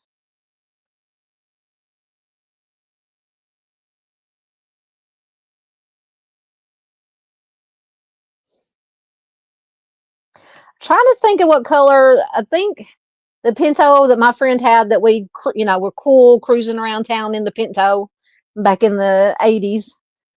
I think it was blue, kind of like a powdery baby blue. I think that's what color it was. I like that. Mrs. Z says she had a Pinto green, called it the Toad. I like that. Ooh, I could get into that too. Josh says I'm studying conspiracy and rumor in North America 20th century in a new MA degree I'm working on. Excellent. See, I can go down some conspiracy rabbit holes too. As a matter of fact, the other night we were going to do another non-true crime kind of a fun live stream, conspiracies and mysteries. We've done one so far about the Mandela effect, but then I hurt my back and I couldn't set up. So we'll do that next time we get a chance. Doodle says she had a mean gremlin named Green Bean Machine. Oh, I remember the gremlins too. One of my, well, I wouldn't call her a friend. Somebody I graduated with had a pencil yellow gremlin. Matt says the list of cases in those areas are growing rapidly. Yeah, that's what I'm talking about, Chris. Are you talking about doing like for Missing Person Monday, picking different cities to feature missing persons from? Or did I misunderstand you? I apologize if I misunderstood. Oh, so it's from Missouri.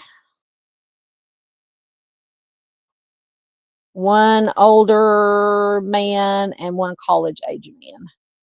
So did they go missing together or is it two separate cases?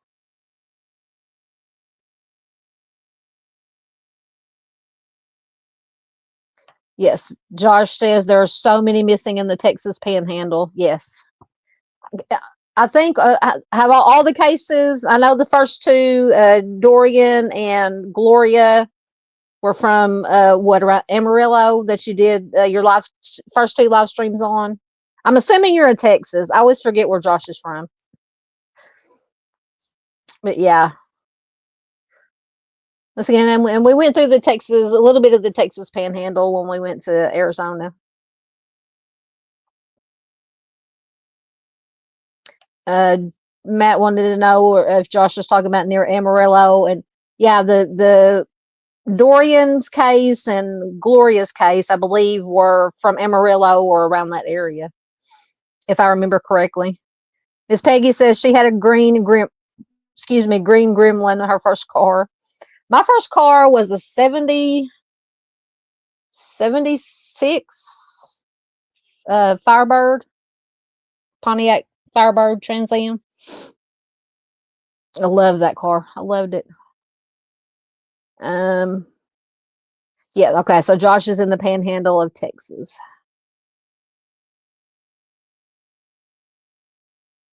Is Miss Z in Texas too? Oh, Miss Rose used to live in Arkansas. So I used to live in Arkansas. Dry heat is much hotter.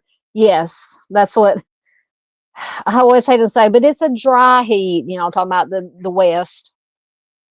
It's still hot. It is still hot. Because I've been a few years ago. Haven't been there in a long time.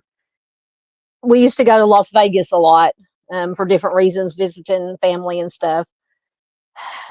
And it was hot. It was a dry heat, but especially if you're out on the strip walking during the daytime with all that concrete, it is hot. It is hot. Miss PJ says she did a huge APA paper on the Mandela effect. It was my favorite thing in my psych courses in college.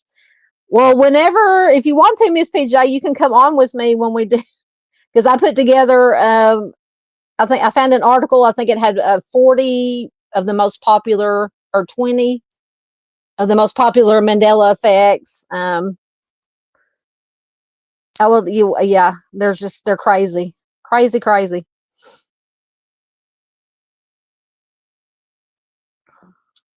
Okay, so Miss Miss Doodle says two separate, but in a month's time. So were the remains found close together or in separate, or do you know, in separate places?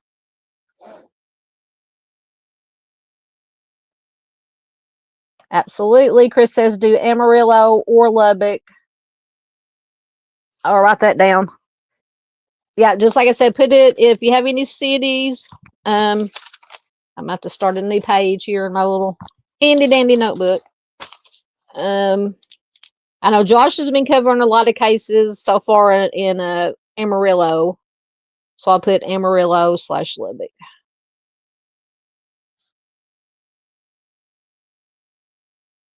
I was thinking, I think somebody, I don't know if it was Chris, had mentioned Wichita too, so I'm gonna write Wichita down. Anyway, so once again, anybody, if you're in chat, put it in chat. If you're watching replay, put it in the comments. A city that you would like to see missing people featured from a particular city. Josh says there's not much on Penny. However, I see some chatter on Reddit, linked an article, but it is broken. Yeah. Yeah, Miss Farr says dry heat is hot. Where I live, we have dry heat and it's like fan forced oven. Yeah. So, would you stick your head in an oven? Because an oven is dry heat. I would not stick my head in an oven. Oh, goodness.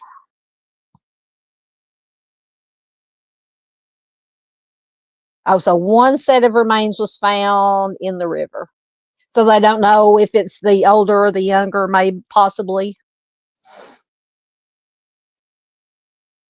Oh, Far says Miss PJ ruined my childhood with the Mandela effect. I know, I'm telling you, we're gonna have to do that Mandela effect. There's some crazy stuff. Josh says Lubbock gets interesting. I'll have to do one on Lubbock.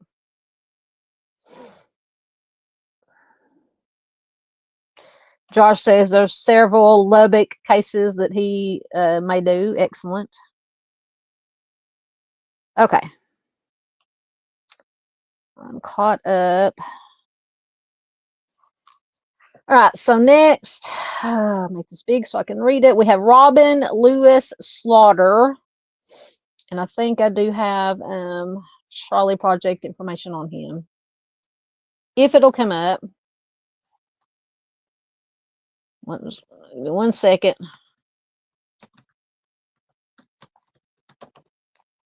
Yeah, okay. It's just easier for me to read it than try to read it even off the slide. Once again, if it'll come up. Get a drink right quick.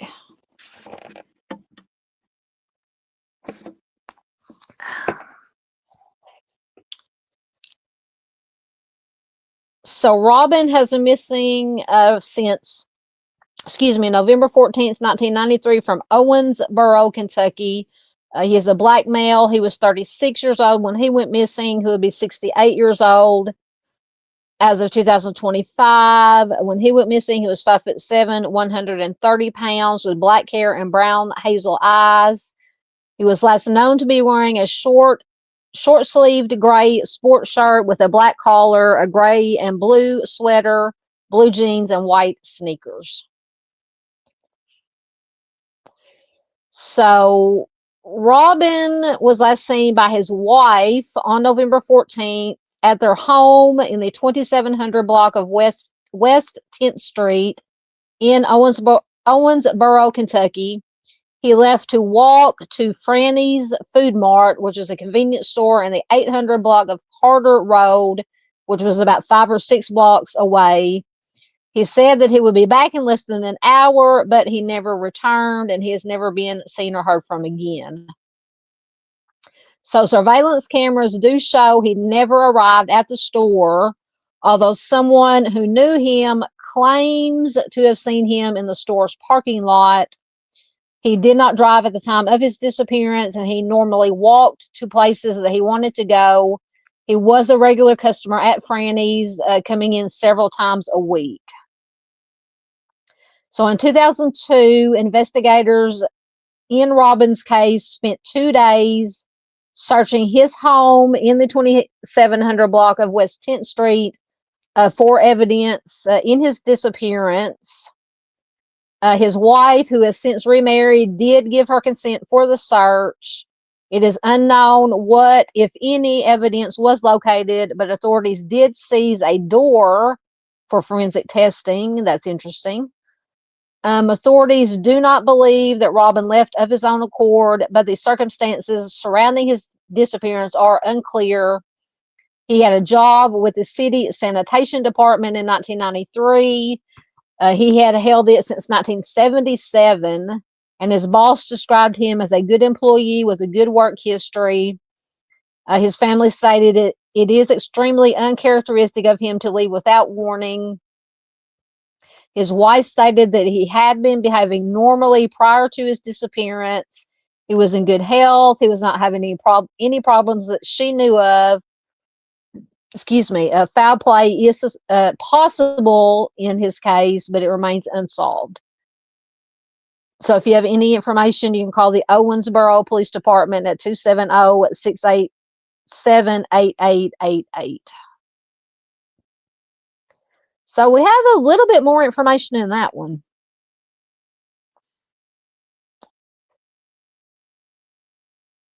Oh, thank you. Josh says he has to get some Z's. Hashtag justice for the missing and the M. Thank you, Josh. Please do. Everybody check out Josh, Where Lavender Grows. He's done, I think, 3 live streams so far. Amazing, amazing work. Boy, y'all got some. Okay, there's where I was at. So Matt asked Miss Doodle, didn't Author identify someone from St. Louis recently? Sorry, my nose is itching. Are you still talking about the Mandela effect? Miss PJ says it's all an illusion. Okay, so Josh, going back to Penny, says according to Namus, she was last seen at a public library. Okay. See, I couldn't get, for some reason, Namus, the website, I can't get anything to come up from Namus. So did it say when? Well, Josh is probably gone. I wonder when she was seen.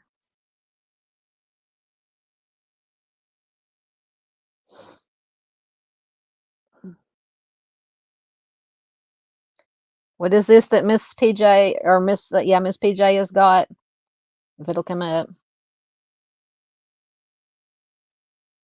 What is that? Oh, cakes. Everybody gets cake, apparently. For all the good behavior. Thank you very much. Miss Doodle has got I can't see if it's coming up or not. Mustang's channel.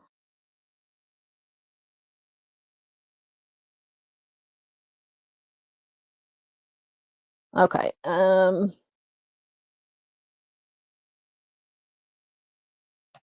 Once again, my computer is okay. All right, so all right, so we did Robin. Oh, that was the last one. Okay. So that was the last one that we had. Miss PJ says, I didn't say y'all behaved that well. Everybody was good tonight. Even Echoes when he made a brief stop in here. Oh goodness. All right. So we're a little bit over 2 hours. Hold on. Thank you, Miss Doodle. Got please follow Lots of Reunification on Facebook. There is the link. Thank you so much, Miss Doodle. I will. Oh, I don't know if I can do it from here. I can probably pin it to, well, come here. I can get the right one. I will pin that one to the top, and I will shut that down for now, and I will I'll pin it in the comments also. Yes, absolutely. Miss Doodle says, thank you, Matt, for all your hard work. It does not go unnoticed. Absolutely. Absolutely. And I think I actually heard about Locks of Reunification from Miss Doodle. She was talking about it. And then, like I said, here, 2 week or so ago, a couple weeks ago, Doodle and Arctic did on one of Doodle's missing hour live streams. They featured cases from Locks of Reunification. Yeah, how did you find the link? Me, I looked for it earlier. I was gonna, before the live stream started, I was gonna get it and pin it to the top of the chat, and I couldn't find the link to share, to copy and paste. And Miss Rose says she couldn't find it earlier either. You do an amazing job, Matt. He says, thanks so much, Doodle. I love doing this. I'm very lucky to be surrounded by amazing people. Yes, Miss Rose, I believe, is also a mod, if I remember correctly. Miss Doodle says, I spotted one of his first ones and have been hooked ever since. Absolutely. Yes, I've been checking it a lot lately also. Doodle says, I follow on Facebook like it's on my main searches daily. Absolutely. Yes, also to Miss Rose. Absolutely.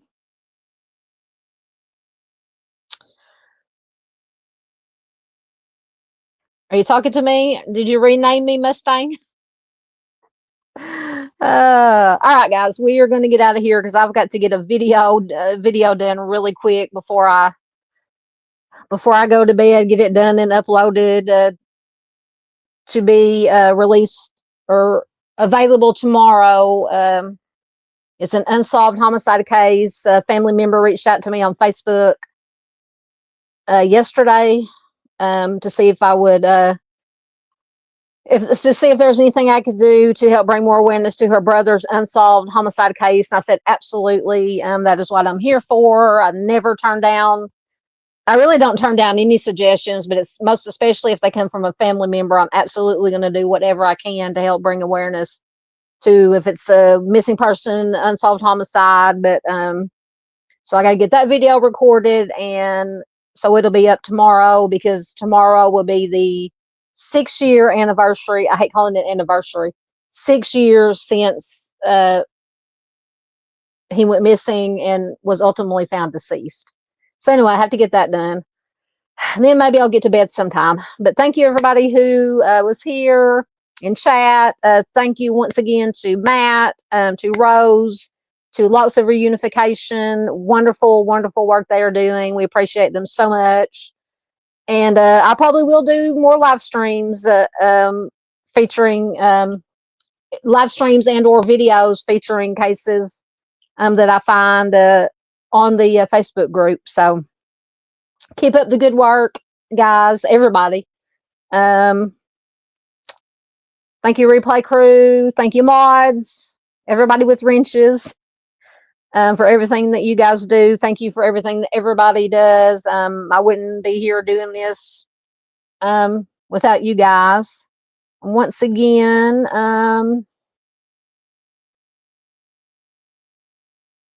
let me find, what am I doing? Once again, earlier, Romero sent a $2 super sticker. Josh sent $10 super chat for my computer fund. Josh has been a member for a whole year now. So thank you so much. Absolutely. Let's see. So today's Tuesday.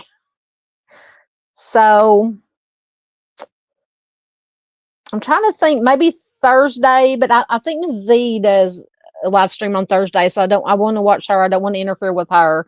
We may just do a fun if I don't have anything else going on. A fun, it had to be a later night, maybe 11 Central Time. Just something fun, just hanging out, chatting, doing whatever for whoever's up to it. But if not, I will definitely see you guys again. Probably Monday, our usual Monday. Like I said, the only reason I did it, selfish reasons this week, because my Bears played last night. I wanted to watch my Bears play, so that's why I did it Tuesday this week. But anyway, so everybody have a good rest of your week. Hopefully I'll see you Friday or so. If not, I will definitely see you guys Monday. And as always, to kind of, if I can find it, lighten the mood a little bit to end, because we've been talking about heavy stuff, missing persons. I'm gonna leave you with my fur babies. Everybody have a good night, a good week, and I will see you guys soon.